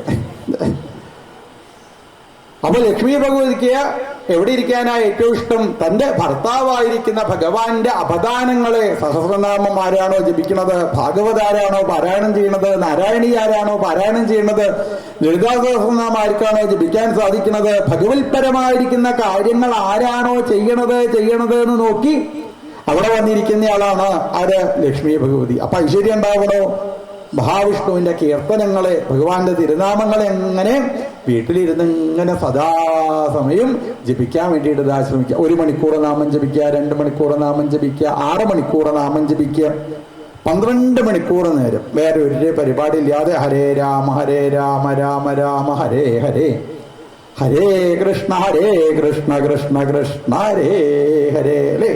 അടുത്ത വീട്ടിലെ ആൾക്കാരുണ്ട് വെച്ചാൽ അവരെയും വിളിച്ചുകൊണ്ടുവരാം, അപ്പുറത്തെ വീട്ടിലെ ആൾക്കാരുണ്ട് വെച്ചാൽ അവരെയും വിളിച്ചുകൊണ്ടുവരാം. അമ്പലത്തിലെ വായനക്കൊക്കെ വന്ന തിരുമേനി ഉണ്ട് വെച്ചാൽ തിരുമേനിനെയും വിളിക്കാം, എല്ലാവരെയും വിളിക്കാം അല്ലേ. എല്ലാവരെയും വിളിച്ച് ഒരുമിച്ച്. അതാണ് കലോ സംഘബലംബലം എന്ന് പറയും. കൈകാലത്തുള്ള പ്രത്യേകത എന്താണ്, കൂട്ടം കൂടി ചെയ്യുന്ന പ്രവർത്തികൾക്കാണ് കൂടുതൽ പ്രാധാന്യം. എല്ലാവരും കൂടി ഒരുമിച്ചിരുന്ന്, ഭാര്യ ഉണ്ട് വെച്ചാൽ ഭാര്യനെ കൂട്ടുക, ഭർത്താവുണ്ട് വെച്ചാൽ ഭർത്താവിനെ കൂട്ടുക, കുട്ടികളുണ്ട് വെച്ചാൽ കുട്ടികളോട് കൂടിയിട്ട് ഇങ്ങനെ തന്റെ ഗൃഹത്തിൽ ആരൊക്കെയാണോ ഉള്ളത്, തന്റെ ഗൃഹത്തിലേക്ക് വരാൻ ആർക്കൊക്കെയാണോ ഇഷ്ടം അവരെല്ലാവരെയും ഒരുമിച്ച് കൂട്ടിക്കൊണ്ട് വീട്ടിലിരുന്ന് നമ്മള് ഭഗവാന്റെ തിരുനാമം ജപിക്കാൻ തയ്യാറുണ്ടോ അത് നോക്കി നടക്കുന്ന ഒരാളാണ് സാക്ഷാൽ ലക്ഷ്മി ഭഗവതി. ആ ലക്ഷ്മി ഭഗവതിക്ക് അവിടെ വന്നിരിക്കുമ്പോ ആ വീട്ടില് എന്തുണ്ടാവുന്നു, നല്ല ഐശ്വര്യം ജീവിതത്തിൽ അതാ ഉണ്ടാവുന്നു. പിന്നെ വേറെ ഒരാൾ ഇരിക്കുന്ന സ്ഥലത്ത് ആര് വരില്ല, ലക്ഷ്മി ഭഗവതി വരില്ല. ആരിയ്ക്കുന്ന സ്ഥലത്ത്, തന്റെ അനുജത്തി ഇരിക്കുന്ന സ്ഥലത്ത്, ചേട്ടാ ഭഗവതി ഇരിക്കുന്ന സ്ഥലത്ത് ആര് വരില്ല, ലക്ഷ്മി ഭഗവതി വരില്ല പറയും അല്ലെ. എപ്പോഴാണ് നമ്മളെ വീട്ടിലേക്ക് ചേട്ടാ ഭഗവതി കയറി വരിക, എപ്പോഴാണ്? സൂര്യൻ ഉദിച്ചിട്ടും എഴുന്നേൽക്കാത്തതായിട്ട് ആരെങ്കിലും ഉണ്ടോ വീട്ടില്, നോക്കൂ അത്രേ. സൂര്യൻ ഉദിച്ചിട്ടും ആരെങ്കിലും എഴുന്നേൽക്കുന്നില്ല വീട്ടിൽ വെച്ചാൽ അവരുടെ അടുത്ത് വന്ന് ചേട്ടാ ഭഗവതി എന്ത് ചെയ്യും, കാലിങ്ങനെ ഉഴിഞ്ഞെടുക്കും. കുറച്ചേരൂടെയും കടന്നോട്ടോ എന്ന് പറഞ്ഞ് കാലിങ്ങനെ ഉഴിഞ്ഞെടുക്കാൻ വേണ്ടി ഒരാൾ വരും. നല്ല സുഖാട്ടോ, കിടക്കാൻ നല്ല മഴ. 5 മണിക്കും എഴുന്നേൽക്കണില്ല, 6 മണിക്കും എഴുന്നേൽക്കണില്ല, 7 മണിക്കും എഴുന്നേൽക്കണില്ല അല്ലേ. അനുജത്തിലുള്ളടത്തേക്ക് ഇടത്തി വരില്ല പറയും. അങ്ങനെയാണല്ലോ. ഒരമ്മയ്ക്ക് 2 പെൺകുട്ടികളുണ്ട് വെച്ചാൽ അല്ലേ, രണ്ടാളെയും കല്യാണം കഴിച്ച് കൊടുത്താൽ ചിലപ്പോൾ അമ്മ അനിയത്തിനെ കല്യാണം കഴിച്ച കൊടുത്തേക്ക് എടുത്തു നോക്കിയ ഫോൺ ചെയ്യും, അതെ അച്ഛൻ്റെ പിറന്നാളാ ഇന്ന ദിവസം, നീ വരുന്നില്ലേ ചോദിക്കും. ഏർത്തി വരുന്നുണ്ടോ? എന്നാ ഞാൻ ഇല്ല കേട്ടോ പറയും. ഏർത്തി വരുന്നുണ്ടെച്ചാൽ ഞാൻ ഇല്ല, അനുജത്തി വരുന്നുണ്ടെച്ചാൽ ഞാൻ ഇല്ല പറയും ചില ആൾക്കാരല്ലേ. അപ്പൊ ഈ ലക്ഷ്മി ഭഗവതി അനുജത്തിരിക്കുന്ന സ്ഥലത്ത് ലക്ഷ്മി ഭഗവതി ഏറ്റവും ഗൃഹത്തിൽ നിന്ന് പോയി കഴിഞ്ഞാലുള്ള സ്ഥിതി ആലോചിച്ച് നോക്കൂലേ. പിന്നെ ആ ലക്ഷ്മി ഭഗവതിയെ നമ്മൾ വീട്ടിലേക്ക് വിളിച്ചു വരുന്നത്, അതാണല്ലോ കർക്കിടക മാസമൊക്കെ വരുമ്പോ, കർക്കിടക മാസത്തിന്റെ തലേ ദിവസം വീടൊക്കെ നന്നായിട്ട് അടിച്ചു വാരി ശുദ്ധമാക്കി അല്ലെ, നന്നായിട്ട് തുടച്ച്, എന്തെങ്കിലും ചീത്ത സാധനങ്ങളൊക്കെ ഉണ്ടെച്ചാൽ അതൊക്കെ വീട്ടിൽ നിന്ന് പുറത്തേക്ക്, എന്തൊക്കെ സാധന ഓരോ ആൾക്കാരെ വീട്ടിലേക്ക് അങ്ങോട്ട് പോയി കഴിഞ്ഞാൽ മാതൃഭൂമി പേപ്പർ തുടങ്ങിയ അന്ന് മുതൽക്കുള്ള പേപ്പർ ഉണ്ടാവും ചിലപ്പോൾ അല്ലേ. പിന്നെ ഓരോ സാധനം ഇങ്ങനെ പഴയത് ഇങ്ങനെ കുത്തി നിറച്ച് അല്ലേ. ചില ആൾക്കാരെന്ത് ചെയ്യും, ഇതൊന്നും ഇവിടെ വേണ്ട കേട്ടോ എന്ന് പറഞ്ഞ് ആവശ്യമില്ലാത്തതിനെയൊക്കെ കർക്കിടക മാസം തുടങ്ങുന്നതിന്റെ മുന്നേ ഒക്കെ പുറത്തേക്ക് കൊണ്ടുപോയി കളഞ്ഞ് വീടൊക്കെ നന്നായിട്ട് അടിച്ചു വാരി തുടച്ച് ശുദ്ധമാക്കി വെച്ച് കർക്കിടക മാസം 1-ാം തീയതി തന്നെ രാവിലെ നേരത്തെ എഴുന്നേറ്റ് കുളിച്ച് നല്ല വസ്ത്രം, എങ്ങനത്തെ വസ്ത്രം, അലക്കിയ വസ്ത്രം അല്ലെ, വെളുത്തതായിരിക്കുന്ന വസ്ത്രമൊക്കെ അതാ എടുത്തെടുത്ത് 5 തിരിയിട്ട് ഒരു വിളക്കൊക്കെ പുറത്തതാ കത്തിച്ച് വെച്ച് ഒരു പലകേന്റെ മുള നിറച്ചപ്പ് നിറപറ ഒക്കെ അതാ എടുത്തതാ വെച്ച് ആരെയാ നമ്മളിതാ സ്വീകരിക്കുന്നത്? ലക്ഷ്മി ഭഗവതിയെയാണ് നമ്മള് ഗൃഹത്തിലേക്ക് ആ കർക്കിടക മാസം വരുന്നതോട് കൂടിയിട്ട് സ്വീകരിച്ചതാ കൊണ്ടുവരുന്നത്. അങ്ങനെ ഗൃഹത്തില് ധാരാളം ഐശ്വര്യത്തിനെ ഉണ്ടാക്കാനായിട്ടതാ നമുക്കിതാ സാധിക്കണം. ഇങ്ങനെ ഗൃഹത്തില് ഐശ്വര്യം ഉണ്ടാവാൻ സജ്ജനങ്ങളായിരിക്കുന്ന ആളുകള് ഗൃഹത്തിലേക്ക് കയറി വരുമ്പോ ഐശ്വര്യത ഉണ്ടാവണം. എന്നാൽ ഈ വിതുരന്റെ കൊട്ടാരത്തിന്റെ പ്രത്യേകതയോ, വിതുരന്റെ കൊട്ടാരത്തില് സജ്ജനങ്ങൾ മാത്രമല്ല ഭഗവാൻ തന്നെ കയറി വന്ന സ്ഥലമാണ് വിതുരന്റെ കൊട്ടാരം. ഇടയ്ക്കിടയ്ക്ക് ഇങ്ങനെ വിതുരൻ കൗരവരുടെ അടുത്ത് പോയിട്ട് പലതരത്തിലുള്ള ഉപദേശങ്ങളൊക്കെ കൊടുക്കും. അപ്പോ അവിടെ ഇരുന്ന് ദുര്യോധനൻ പറയും, അതെ വിതുര, ഈ ശ്രീകൃഷ്ണ ഭഗവാൻ ഇടയ്ക്കിടയ്ക്ക് കൗരവരുടെ അടുത്ത് എത്തിച്ചേർന്ന് പലതരത്തിലുള്ള ഉപദേശങ്ങളൊക്കെ കൊടുത്ത് തിരിച്ചു പോരുമ്പോ ദുര്യോധനൻ ഭഗവാനോട് കൃഷ്ണനോട് പറയും, കൃഷ്ണ ഇന്ന് ഇവിടുന്ന് ആവാട്ടോ ഉച്ചയ്ക്ക് ഭക്ഷണം, കൃഷ്ണ നീ ഒരാള് അധികം ഉണ്ടെന്ന് വിചാരിച്ച് ഞങ്ങൾക്ക് ഇങ്ങനെ പ്രത്യേകമായിട്ട് ഭക്ഷണം 4 അരി നീ വരും എന്ന് വിചാരിച്ച് അധികം വെക്കേണ്ട കാര്യമൊന്നുമില്ല. ഞങ്ങൾ എല്ലാ ദിവസവും വിഭവ സമൃദ്ധമായിട്ടാണ് ഇവിടുന്ന് ഭക്ഷണം കഴിക്കുക. പഞ്ചാര പായസം, വലിയ പപ്പടം, 4 കൂട്ടം കറികൾ, ഇതൊക്കെ കേമായിട്ടാണ് ഞങ്ങൾ എല്ലാ ദിവസവും ചേലാർന്ന വട്ടങ്ങൾ അനേകമുണ്ട്, ഇലയിൽ നിറച്ച് സാധനമായിട്ടാണ് ഞങ്ങൾ എല്ലാ ദിവസവും ഉച്ചയ്ക്ക് ഭക്ഷണം കഴിക്കുക. കൃഷ്ണ ഉച്ചയ്ക്ക് ഇവിടുന്ന് ഭക്ഷണം കഴിച്ച് പോയാൽ മതി പറയുമ്പോ ഭഗവാൻ ദുര്യോധനോട് പറയും, ദുര്യോധനേട്ട എനിക്ക് എപ്പം വെച്ചാലും ഇവിടുന്ന് ഭക്ഷണം കഴിച്ചുകൂടെ, എന്തിനാ ഏട്ടൻ ഇങ്ങനെ ഇടയ്ക്കിടയ്ക്ക് എന്നോട് പറയണത്, പക്ഷെ എന്ന് ഇവിടുന്ന് അല്ലാട്ടോ എന്ന് പറഞ്ഞ് അവിടുന്ന് ഭക്ഷണം കഴിക്കാതെ ഭഗവാൻ വിളിക്കാതെ പോകുന്ന ഒരു സ്ഥലമുണ്ട് അത്ര. അതാണ് വിതുരന്റെ കൊട്ടാരം. അതാണ് ഭഗവാന്റെ പ്രത്യേകത അല്ലേ. ഭഗവാന്റെ പ്രത്യേകത എന്താ? വിളിച്ചാ വരില്ല ഭഗവാൻ, വിളിച്ചാ ചിലപ്പോ വരില്ല അത്ര. വിളിച്ചാൽ നോക്കും, പോണോ പോണോ പോണോ പോണോ എന്നിങ്ങനെ നോക്കി പുറത്തേക്ക് നിൽക്കും ഭഗവാൻ. നമ്മുടെ മനസ്സ് ശുദ്ധമാണോ? ശുദ്ധമായിരിക്കുന്ന മനസ്സുള്ളവരുടെ അടുത്തേക്ക് മാത്രമേ ആരെത്തിച്ചേരുള്ളൂ. ഭഗവാൻ കയറി വരുള്ളൂ. ശുദ്ധ മനസ്സിന്റെ ഉടമയായിരിക്കുന്ന വിതുരന്റെ കൊട്ടാരത്തിലേക്ക് വിതുരൻ പറയാതെ തന്നെ ഭഗവാൻ ഇങ്ങനെ കയറി വരുന്നു. വിതുരനോട് പറയും, വിതുര എനിക്ക് കാല് വേദനയായിട്ട് വയ്യാട്ടോ വിതുര, അങ്ങ് ഉച്ചവരെ അവിടെ ഇരിക്കുക, അങ്ങനെ മടിയിലേക്ക് ഒന്ന് തലയും വെച്ച് കടന്നുറങ്ങണമെന്ന് വിചാരിക്കുക ഞാൻ എന്ന് പറഞ്ഞ് സാക്ഷാൽ ഭഗവാൻ ഇപ്പോ വിതുരന്റെ മടിയിലേക്ക് ശിരസും വെച്ച് അങ്ങനെ കടന്നുറങ്ങും. ഭഗവാൻ ഉറങ്ങാനുണ്ടായിട്ടാണോ ആലോചിച്ച് നോക്കൂ. ഭഗവാൻ ഉറക്കം വന്നിട്ടോ ഭഗവാന് കാലുവേദന വന്നിട്ടോ അല്ല. ഞാൻ ഈ വിതുരന്റെ മടിയിൽ ഇങ്ങനെ കിടക്കുമ്പോ വിതുരൻ എന്തൊരു സന്തോഷം ഉണ്ടാവൂലേ. അതാണ് ഭക്തദാസനാണ് സാക്ഷാൽ ഭഗവാൻ. ഭക്തൻ എങ്ങനെയൊക്കെയാണോ സന്തോഷാവുക അങ്ങനെയുള്ള പ്രവൃത്തികളാണ് ഭഗവാൻ എടുത്തുന്നത്. അവര് ഇടയ്ക്ക് വിതുരനോട് പറയും, വിതുര കാലുവേദനയായിട്ട് വയ്യാട്ടോ ഒന്ന് തടവി തന്നാ കുഴപ്പമില്ല, കാലൊന്ന് ഒഴിഞ്ഞു തരൂ വിതുര. ആലോചിച്ച് നോക്കൂ, ആരാ ഇവിടെ കടക്കണത് അല്ലേ. ലോകം മുഴുവനും ബഹുമാനിക്കുന്നതായ സാക്ഷാൽ ഭഗവാൻ, വൈകുണ്ഠവാസിയായിരിക്കുന്ന സാക്ഷാൽ ശ്രീകൃഷ്ണ ഭഗവാനെ ഒന്ന് കണ്ട്, അനന്തപത്മനാഭസ്വാമിയെ ഒന്ന് കണ്ട് പ്രദക്ഷിണം ചെയ്ത് വീണ് നമസ്കരിച്ചിട്ട് വേണം ദിവസം തുടങ്ങാന്ന് വിചാരിച്ച് ലോകത്തുള്ള സകല ദേവീദേവന്മാരും രാവിലെ നേരത്തെ എഴുന്നേറ്റ്, ഈ ദേവീദേവന്മാരൊക്കെ എവിടുന്നാ കുളിക്കാന്നാ വിചാരിച്ചത്? സാധാരണ കുളത്തൊന്നല്ല. അവരെവിടുന്നാ അറിയാം? കുളിക്കുക പാലാഴിക്ക് പോകത്രേ. പാലാഴിയിൽ നിന്നാണ് അവർ കുളിക്കുക. എവിടെയാ പാലാഴി? വൈകുണ്ഠ ലോകത്ത് അല്ലേ? പാലാഴിയിൽ നിന്ന് കുളിയൊക്കെ കഴിഞ്ഞ് അവര് നല്ല വസ്ത്രമൊക്കെ അതാ എടുത്തുകൊടുത്ത് പാലാഴിയുടെ ആ വൈകുണ്ഠ ലോകത്തിന്റെ കവാടത്തിൽ അങ്ങനെ ക്യൂ നിൽക്കുക അത്രേ. സകല ദേവീദേവന്മാരും ഇങ്ങനെ ക്യൂ നിന്ന് അതിന്റെ ഉള്ളിലേക്ക് കയറിപ്പോയി അനന്തപത്മനാഭസ്വാമിയെ പ്രദക്ഷിണം ചെയ്ത് ആ വൈകുണ്ഠത്തിലേക്ക് കിടക്കുന്ന സമയത്ത് അവിടെയൊക്കെ പ്രത്യേകമായിട്ട് എഴുതി വെച്ചിട്ടുണ്ട്, മിണ്ടാൻ പാടില്ല, അവിടെ സംസാരിക്കാൻ പാടില്ല. ഹരിശരണമേവം ഹി, ഹരിശരണം ഹരിശരണം ഹരിശരണം എന്നേ പറയാൻ പാടുള്ളൂ എന്ന് പ്രത്യേകമായിട്ട് എഴുതി വെച്ചിട്ടുണ്ട് അത്ര. ഫ്ലക്സ് ബോർഡൊക്കെ ഉണ്ട് അവിടെ വൈകുണ്ഠ ലോകത്തിൽ. ഹരിശരണം എന്നേ പറയാൻ പാടുള്ളൂ എന്നുള്ള. അങ്ങനെ ഇവരൊക്കെ ആരൊക്കെ? ബ്രഹ്മാദി ദേവന്മാര്, ബ്രഹ്മാവ്, മഹാദേവൻ, ഇന്ദ്രൻ, ചന്ദ്രൻ തുടങ്ങിയ സകല ദേവീദേവന്മാരും ഹരിശരണം ഹരിശരണം ഹരിശരണം എന്ന് പറഞ്ഞ് രാവിലെ തന്നെ കുളിയൊക്കെ കഴിഞ്ഞ് അനന്തപത്മനാഭസ്വാമിയെ പ്രദക്ഷിണം ചെയ്ത് ഭഗവാന്റെ ആ പാദപീഠത്തിലേക്ക് ഇതാ വീണതാ നമസ്കരിക്കണോ. കിരീട കോട്ടേടിത പാദപീഠ. ഇങ്ങനെ ലോകം മുഴുവനും ബഹുമാനിക്കുന്നതായ സർവേശ്വരനായിരിക്കുന്ന ഭഗവാൻ കൃഷ്ണനായിട്ട് അവതരിച്ച് വിതുരന്റെ കൊട്ടാരത്തിലേക്ക് കയറി വന്ന് വിതുരനോട് പറയണു, വിതുര, അങ്ങയുടെ ആ കൈ കൊണ്ട് എന്റെ കാലൊന്ന് തഴുകി തന്നാ തിരക്കടില്ല കേട്ടോ. അനന്തപത്മനാഭസ്വാമി ആ അനന്തന്റെ പുറത്തെങ്ങനെ കിടക്കുന്ന സമയത്ത് സാക്ഷാൽ മഹാവിഷ്ണുവിന്റെ അടുത്തേക്ക് ഭഗവാന്റെ ഭാര്യയായിരിക്കുന്ന ലക്ഷ്മി ഭഗവതി വന്ന് ഭഗവാന്റെ ആ പാദങ്ങളെ തലോടാനായിട്ട് പുറപ്പെടുമ്പോ ഭഗവാൻ ലക്ഷ്മിയോട് പറയും, ലക്ഷ്മി, നിന്റെ ആ കൈ കൊണ്ട് കാലിന്റെ മോള് കൈ വെക്കണ സമയത്ത് വേദനയാവുണ്ട് കേട്ടോ. ആരോടാ പറയണത് അല്ലേ? ലക്ഷ്മി ഭഗവതിയുടെ തളിരെ പോലെ മനോഹരമായിരിക്കുന്ന പല്ലവമാർന്നതായിരിക്കുന്ന ആ കൈകള് എന്റെ കാലിന്റെ മോള് തൊടുന്ന സമയത്ത് എനിക്ക് വേദനയാവുന്നുണ്ട്.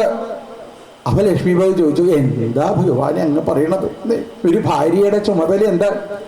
തന്റെ ഭർത്താവിന് വേണ്ട പരിചരണങ്ങൾ നടത്തിക്കൊടുക്കല്ലേ ഏതൊരു ഭാര്യയുടെയും ചുമതല. അതിനു വേണ്ടിയിട്ടല്ലേ ഭഗവാനെ ഞാൻ ഇത്രയും തപസ് ചെയ്ത് അങ്ങനെ അങ്ങയെ തന്നെ ഭർത്താവായിട്ട് കിട്ടണമെന്ന് ആഗ്രഹിച്ചത്.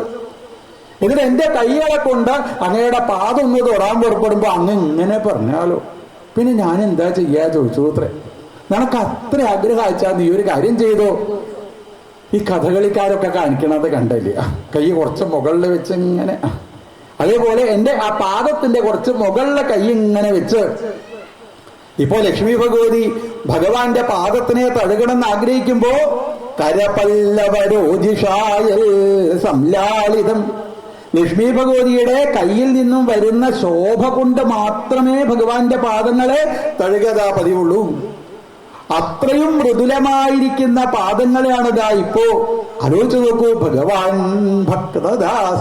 ഭക്തദാസനായിരിക്കുന്ന സാക്ഷാൽ ശ്രീകൃഷ്ണ ഭഗവാൻ തന്റെ ഭക്തനായിരിക്കുന്ന വിതുരന്റെ കൊട്ടാരത്തിലേക്ക് കയറി വന്ന്, അതെ അങ്ങയുടെ ആ കൈകൊണ്ടൊന്ന് എന്റെ കാലൊന്ന് ഒഴിഞ്ഞെന്താ എനിക്ക് സന്തോഷമാവൂട്ടോ എന്ന് പറയുന്ന സമയത്ത് ആ ഭഗവാന്റെ കാരുണ്യം ഒന്ന് ആലോചിച്ച് നോക്കൂലേ. ഭഗവാന് വേണ്ടിയിട്ടാണോ? അതല്ല, വിതുരന് വേണ്ടിയിട്ടാണ് ഭഗവാൻ ഇങ്ങനെയൊക്കെ അതാ ചെയ്യണത്. എന്നാൽ ഒരു ദിവസം ശ്രീകൃഷ്ണ ഭഗവാൻ വിതുരന്റെ കൊട്ടാരത്തിലേക്ക് കയറി വന്നപ്പോ അവിടെ വിതുരൻ ഉണ്ടായിരുന്നില്ല അത്രേ. വിതുരന്റെ ഭാര്യ മാത്രമേ ഉള്ളൂ. വിതുരന്റെ ഭാര്യയ്ക്ക് അത്ഭുതമായി, ഇനിയിപ്പോ എന്താ അങ്ങേര് ഇവിടെ ഇല്ലല്ലോ, ഭഗവാൻ ആ വേണ്ട പരിചരണം ഒന്നും വേണ്ട രീതിയിൽ ആയില്ല വെച്ചാലോ, ഞാൻ എന്താ ചെയ്യാ? എന്തൊരു പരിഭ്രമം അറിയില്ല അത്രേ ഈ സ്ത്രീക്ക്. ആ സ്ത്രീ വേഗം ഒരു പായൊക്കെ കൊണ്ടുപോയി ഇട്ടോ ഭഗവാനോട് പറഞ്ഞു, ഭഗവാനെ ഇവിടെ ഇരിക്കണേ, അങ്ങേര് ഇവിടെ ഇല്ല വിചാരിച്ച എങ്ങോട്ടും പോവൊന്നും ചെയ്യരുത്, ഇവിടെ ഇരിക്കൂ കേട്ടോ എന്ന് പറഞ്ഞ് ഭഗവാനെ അവിടെ അതായിരുത്തി. ഇനി എന്താപ്പ കൃഷ്ണനെ കൊണ്ടുപോയി കൊടുക്കുക. അകത്ത് പോയി നോക്കിയപ്പോഴേ നല്ല ഒരു കദളിക്കൊല ഉണ്ടായിരുന്നു അത്രേ. നല്ല പാകായിരിക്കുന്ന പഴം, കദളിപ്പഴം. ആ പഴത്തിന്റെ കൊല എടുത്തുകൊണ്ടുവന്ന് ശ്രീകൃഷ്ണ ഭഗവാന്റെ മുന്നിൽ പരിഭ്രമം കൊണ്ട് ഈ സ്ത്രീ എന്തൊക്കെയാ ചെയ്യണത് അറിയില്ല. അങ്ങോട്ട് ഓടുന്നുണ്ട്, ഇങ്ങോട്ട് ഓടുന്നുണ്ട്. പഴത്തിന്റെ കൊല അവിടെ കൊണ്ടുപോയി വെച്ച് വേഗം പഴക്കൊലയിൽ നിന്ന് ഓരോ പഴവും എടുക്കുന്നുണ്ട്, അതിന്റെ തോല് മാറ്റുന്നുണ്ട്, പഴം എടുത്ത് പുറത്തേക്ക് വലിച്ചെറിയുന്നുണ്ട്, തോലിങ്ങനെ ഭഗവാന്റെ വായയ്ക്ക് വെച്ചു കൊടുക്കുക അത്രേ. പഴം ദൂരത്തേക്ക് വലിച്ചെറിയണു, തോലിങ്ങനെ ഭഗവാന്റെ വായയ്ക്ക് വെച്ചു കൊടുത്ത് അറിയണില്ല എന്താ കൃഷ്ണന് കൊടുക്കണത് എന്നുള്ളത്. വിതുരനെ കൊട്ടാരത്തിലേക്ക് കയറി വരുമ്പോ തന്റെ കൊട്ടാരത്തിന്റെ പുറത്ത് എത്ര പഴം ഇങ്ങനെ തോല് പൊളിച്ച് ആരായി പഴമൊക്കെ ദൂരത്തേക്ക് വലിച്ചിട്ട് വന്നു നോക്കിയപ്പോ തന്റെ ഭാര്യ പഴത്തിന്റെ തോല് ഇങ്ങനെ ഭഗവാനിക്കരെ കൊടുക്കുക അത്രേ. വിതുരൻ ചോദിച്ചു, നീ എന്താ ഈ കൃഷ്ണന് കൊടുക്കണത്? കണ്ടില്ലേ ഞാൻ ഭഗവാന് പഴം കൊടുക്കണത് കണ്ടില്ലേ, നീ പഴമാണോ കൊടുക്കണത്? അപ്പോഴത്രേ ആ സ്ത്രീ ആലോചിച്ചത്, അയ്യോ ഭഗവാനെ, ഞാൻ എന്ത് പറയാനിക്ക് പഴത്തിന്റെ തോലാണോ ഭഗവാനെ ഞാനിതാത്തത്? ഞാൻ അറിഞ്ഞില്ല കേട്ടോ ഭഗവാനെ, അറിഞ്ഞില്ല കേട്ടോ ഭഗവാന്. അതല്ലേ ഭഗവാന്റെ പ്രത്യേകത, ഒരാൾ എന്ത് തരണൂന്നല്ല ഭഗവാൻ നോക്കി, അവരുടെ മനസ്സിനെയാണ് ഭഗവാൻ ഇതാ നോക്കണത്. ഭാവോഹി ഭവ കാരണം, ഭക്തിക്കാണിതാ പ്രാധാന്യം എന്ന് പറയും. നമ്മൾ ഭഗവാന്റെ മുന്നിലെ കൊണ്ടുപോയി കൊടുക്കാൻ വേണ്ടിയിട്ട് കയ്യിൽ എന്ത് അല്ലേ, കയ്യിൽ എന്ത് വെച്ച് വരണൂന്ന് ഭഗവാൻ നോക്ക പതിവില്ല. കയ്യിലേക്ക് ആരെയും നോക്കും, നമ്മളൊക്കെ കയ്യിലേക്കാണ് നോക്കുക. എന്താ ഉള്ളത് കയ്യിൽ, എന്താ കയ്യിലുള്ളത് അല്ലേ. ഒരാളിങ്ങോട്ട് കൊണ്ടുവരാൻ പുറപ്പെടുമ്പോൾ തന്നെ കയ്യിലേക്ക് നോക്കും, എന്താ ഉള്ളത്, എന്താ ഉള്ളത്. ഈ ഭഗവാൻ ഒരിക്കലും കയ്യിലേക്ക് ഇതാ നോക്കില്ല. ഭഗവാൻ എവിടേക്കേ നോക്കൂ, അവരുടെ മനസ്സിലേക്കാണ് ഇതാ നോക്കുക അല്ലെ. ആ മനസ്സ് ശുദ്ധമാണോ, ശുദ്ധമായിരിക്കുന്ന മനസ്സോട് കൂടിയിട്ടാണോ എന്റെ മുന്നിൽ എന്തെങ്കിലും ഒന്ന് കൊണ്ടുപോയിട്ട് ഇതാ വെക്കണത്, അതിനെ ഭഗവാൻ ഇതാ സ്വീകരണു. ഭൂര്യപ്യഭക്തോപഹൃതം നമേ ദോഷായ കൽപ്പതേ. ഈ അഭക്തന്മാരായിരിക്കുന്ന ആളുകൾ എത്ര വലിയതായിരിക്കുന്ന വസ്തുക്കൾ കൊണ്ടുപോയി വെച്ചു കഴിഞ്ഞാലും നമേ ദോഷായ കൽപ്പതേ, അതിൽ ഞാൻ സന്തോഷിക്കുന്നില്ല കേട്ടോ, അതിലിതാ എനിക്ക് സന്തോഷം ഉണ്ടാവണില്ല. ഭക്തന്മാർ എന്തെങ്കിലും കുറച്ച് അവരിതാ ഭഗവാന്റെ മുന്നിൽ കൊണ്ടുപോയിട്ട് ഇതാ വെക്കണ സമയത്ത് അല്ലെ, ആ ഭഗവാന്റെ അടുത്തുനിന്ന് കിട്ടുന്നതായിരിക്കുന്ന ആ അനുഗ്രഹം ആണ് ഭക്തന്മാരുടെ പ്രത്യേകത. പത്രം പുഷ്പം ഫലം തോയം യോമേ ഭക്തിയാ പ്രയച്ഛതി. പത്രം പുഷ്പം, ചിലവർ ഭഗവാന്റെ അടുത്തേക്ക് വരുമ്പോ എന്തെങ്കിലും ഒന്ന് കൃഷ്ണനെ കൊടുക്കണ്ടേ, എന്താ കൊടുക്കുക, എന്താ കൃഷ്ണനെ കൊടുക്കുക, ഏറ്റവും ഇഷ്ടമുള്ളത് വേണം കേട്ടോ. ഭഗവാൻ ഏറ്റവും ഇഷ്ടപ്പെട്ടത് എന്താ, തുളസിപ്പൂവ് കണ്ട അത് കൊടുക്കൂ, തെച്ചിപ്പൂവ് കണ്ട അത് കൊടുത്തു അല്ലേ. ഇനി ഓരോന്ന് കൃഷ്ണനെ ഏറ്റവും ഇഷ്ടമുള്ളത് കൊടുക്കണേ എന്ന് വിചാരിച്ച് ഇങ്ങനെ ഒരു സ്ത്രീ നടന്നു പോകുമ്പോ കുറച്ച് കുന്തിക്കുരുവാ കണ്ടത് ഇത്ര. കൃഷ്ണനെ ഏറ്റവും ഇഷ്ട ചെറിയ ഉണ്ണിയായിട്ടല്ലേ ഗുരുവായൂർ അമ്പലത്തിൽ ആ കണ്ണൻ ഇരിക്കണത്. ആ കണ്ണനെ കളിക്കാൻ വേണ്ടി കുറച്ച് കുന്നിക്കുരു കൊണ്ടുപോയാലോ വിചാരിച്ച് കുറച്ച് കുന്നിക്കുരു ഒക്കെ പാടതാ കയ്യിലേക്ക് എടുത്ത് വയസ്സായ സ്ത്രീ വടിയൊക്കെ കുത്തിപ്പിടിച്ചും കരെ കൃഷ്ണനെ കാണാൻ വേണ്ടി ഗുരുവായൂർ അമ്പലത്തില് അന്നാണിച്ചാൽ മഹാരാജാവ് ഭഗവാനെ തൊഴാൻ വരുന്നുണ്ട്. മഹാരാജാവ് ആണിച്ച ആനേനെ നടക്കിയിരിക്കണെന്നൊക്കെ കേട്ടപ്പോ കമ്മറ്റിക്കാർക്ക് എന്താ വേണ്ടതെന്ന് വെച്ചാൽ അവർ അങ്ങോട്ട് ഓടുന്നുണ്ട് ഇങ്ങോട്ട് ഓടുന്നുണ്ട്. രാജാവൊക്കെ തൊഴാൻ വരുന്ന സമയത്ത് തൊഴില് നേരെയായില്ല വെച്ചാലും എന്ന് വിചാരിച്ച് അവർ ഒറ്റ ആളെ പോലും ക്ഷേത്രത്തിന്റെ ഉള്ളിലേക്ക് ഇതാ കടത്തുന്നില്ല. അവരിനെ ആൾക്കാർ മുഴുവനും അവിടെ ആ കൊടിമരത്തിന്റെ മുന്നിൽ നിന്ന് ഭഗവാനെ കണ്ടതാ യാത്രയാവും. തിക്കിലും തിരക്കിലും ഈ സ്ത്രീ തന്റെ കയ്യിലുള്ള കുന്നിക്കുരു കൃഷ്ണന്റെ കയ്യിലേക്ക് കൊടുക്കണേ എന്നുള്ള ആഗ്രഹത്തോട് കൂടിയിട്ട് ഇതാ എത്തിച്ചേർന്ന ആ സ്ത്രീ കൊടിമരത്തിന്റെ അടുത്തെത്തിയിട്ട് ഭഗവാനോട് പറഞ്ഞു, ഭഗവാനെ എനിക്ക് അങ്ങോട്ടൊന്നും വരാനായിട്ട് സാധിക്കണില്ലല്ലോ കൃഷ്ണ, നിന്റെ മുന്നിലേക്ക് എനിക്കിതാ വരാൻ സാധിക്കണില്ലല്ലോ. ഇത് സ്വീകരിക്കണേ എന്നുള്ള ഭാവത്തില് കുന്നിക്കുരു കയ്യെ പിടിച്ചങ്ങനെ ഭഗവാന്റെ മുഖത്തേക്ക് നോക്കി അങ്ങനെ നിൽക്കുന്ന സമയത്ത് ആരോ ഒരാൾ വന്ന് കൈ അങ്ങോട്ട് കൈ തട്ടിയതോടുകൂടി സകലം ജാടിക്കുരും കുന്നിക്കുരും ഒക്കെ താഴത്തേക്ക് ഇതാ വീണു പോയി. ഈ ആൾക്കാരുടെ ഒക്കെ ഇടയിൽ നിന്ന് ഓരോരോ കുന്നിക്കുരു ആയിട്ട് പെറുക്കിയെടുക്കാൻ എങ്ങനെയാ ഈ സ്ത്രീക്ക് സാധിക്കുക ആലോചിച്ച് നോക്കൂലേ. എത്രയായിട്ടും ഇതാ മഞ്ചാടിക്കുരു ഇതാ എടുക്കാൻ സാധിക്കുന്നില്ല. അപ്പോഴാണ് 2-2.5 വയസ്സ് പ്രായത്തില് ഒരു ചെറിയ ആൺകുട്ടി.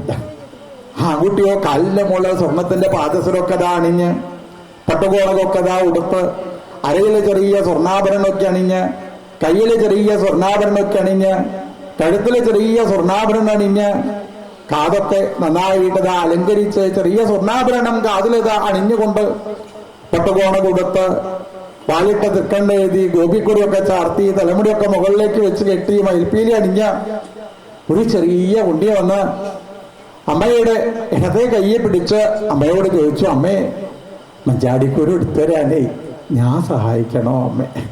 ആ അമ്മയ്ക്ക് മനസ്സിലായില്ലേ കൃഷ്ണനെ കാണുവെച്ചാൽ അത്ര അടുത്തേക്കൊന്നും പോണ്ടാട്ടോ, എന്റെ അടുത്ത് ഇവിടെ വന്ന് ആ ഭഗവാനിത് എന്റെ കയ്യിലുള്ള നിവേദ്യം സ്വീകരിക്കുന്ന ആ അമ്മയ്ക്ക് ഇതാ മനസ്സിലാവണു അല്ലേ. ഭക്തിയാതുദോഷ ഭഗവാൻ ഗജയൂഥമായ. ഭക്തി ഉണ്ടോ സംശയമില്ല, നമ്മളടുത്ത് ഇങ്ങോട്ട് വന്ന് ആ ഭഗവാൻ നമ്മൾ എന്തെങ്കിലും ഒന്ന് കൊടുക്കണമെന്ന് വിചാരിക്കുന്നുണ്ടോ അത് സ്വീകരിക്കണം. അതാണല്ലോ ഗോപസ്ത്രീകളുടെ ഒക്കെ പ്രത്യേകത അല്ലേ. ഗോപസ്ത്രീകൾ ഓരോ ദിവസവും എഴുന്നേറ്റ് അവരെങ്ങനെ ആ തൈര് കലക്കി അതിന് കിട്ടുന്നതായിരിക്കുന്ന വെണ്ണ അവരിങ്ങനെ ഓരോ പാത്രത്തിലെ ഇരുട്ടുള്ള മുറിയിലൊക്കെ കൊണ്ടുപോയി വെക്കത്രേ. എന്തിനാ ഈ ഇരുട്ടുള്ള മുറിയില് മുകളില് കൊണ്ടുപോയി വെക്കണത് അവര് അല്ലെ? മുകളിൽ കൊണ്ടുപോയി വെക്കണത് എന്തിനാ? ആ കൃഷ്ണ എടുക്കാതിരിക്കാനല്ല. പിന്നെയോ ഈ ഇരുട്ടുള്ള മുറിയിൽ വെച്ചാൽ മുകളിൽ കലം വെച്ച് കഴിഞ്ഞാൽ എങ്ങനെയാ കൃഷ്ണ എടുക്കുക? അതൊന്ന് കാണണം കേട്ടോ. അത് കാണണം എന്നുള്ള ആഗ്രഹത്തോട് കൂടിയിട്ടാണ് അവര് ഇത്രയും മുകളിലതാ ഓരോ കലത്തില് വെണ്ണയും പാലും ഒക്കെ കൊണ്ടുപോയിട്ട് വെക്കണത്. ഞങ്ങൾ എവിടെ വെണ്ണ വെച്ച് കഴിഞ്ഞാലും കൃഷ്ണ എടുക്കുന്ന ഗോപസ്ത്രീകൾക്ക് അറിയാം. അത് എങ്ങനെ ഭഗവാൻ എടുക്കണൂ എന്ന് കാണാൻ വേണ്ടിയിട്ടാണ് അൽപീയസി കാമവരിഷം. ഭഗവത് ഭക്തന്മാരായിരിക്കുന്ന ആളുകൾ എന്തെങ്കിലും കൃഷ്ണന്റെ മുന്നിൽ അങ്ങനെ കൊണ്ടുപോയി വെക്കുമ്പോ, എന്തെങ്കിലും ചെറുത് കൊണ്ടുപോയി വെക്കുമ്പം തന്നെ ഭഗവാന്റെ അടുത്തുനിന്ന് ഇങ്ങോട്ട് കിട്ടുന്നതായ ആ ഒരു അനുഗ്രഹം കാമവരിഷം അല്ലേ. ഭഗവാൻ നമ്മളെ അനുഗ്രഹിക്കുന്നതിനെ നമ്മൾ അറിയണില്ല. കൃഷ്ണൻ എങ്ങനെയൊക്കെ നമ്മളത് അനുഗ്രഹിക്കണു എന്നുള്ളത് അല്ലേ. ഓരോരോ ദിവസവും രാവിലെ ആവണു, ഉച്ചയാവണു, വൈകുന്നേരം ആവണു, രാത്രി ആവണു.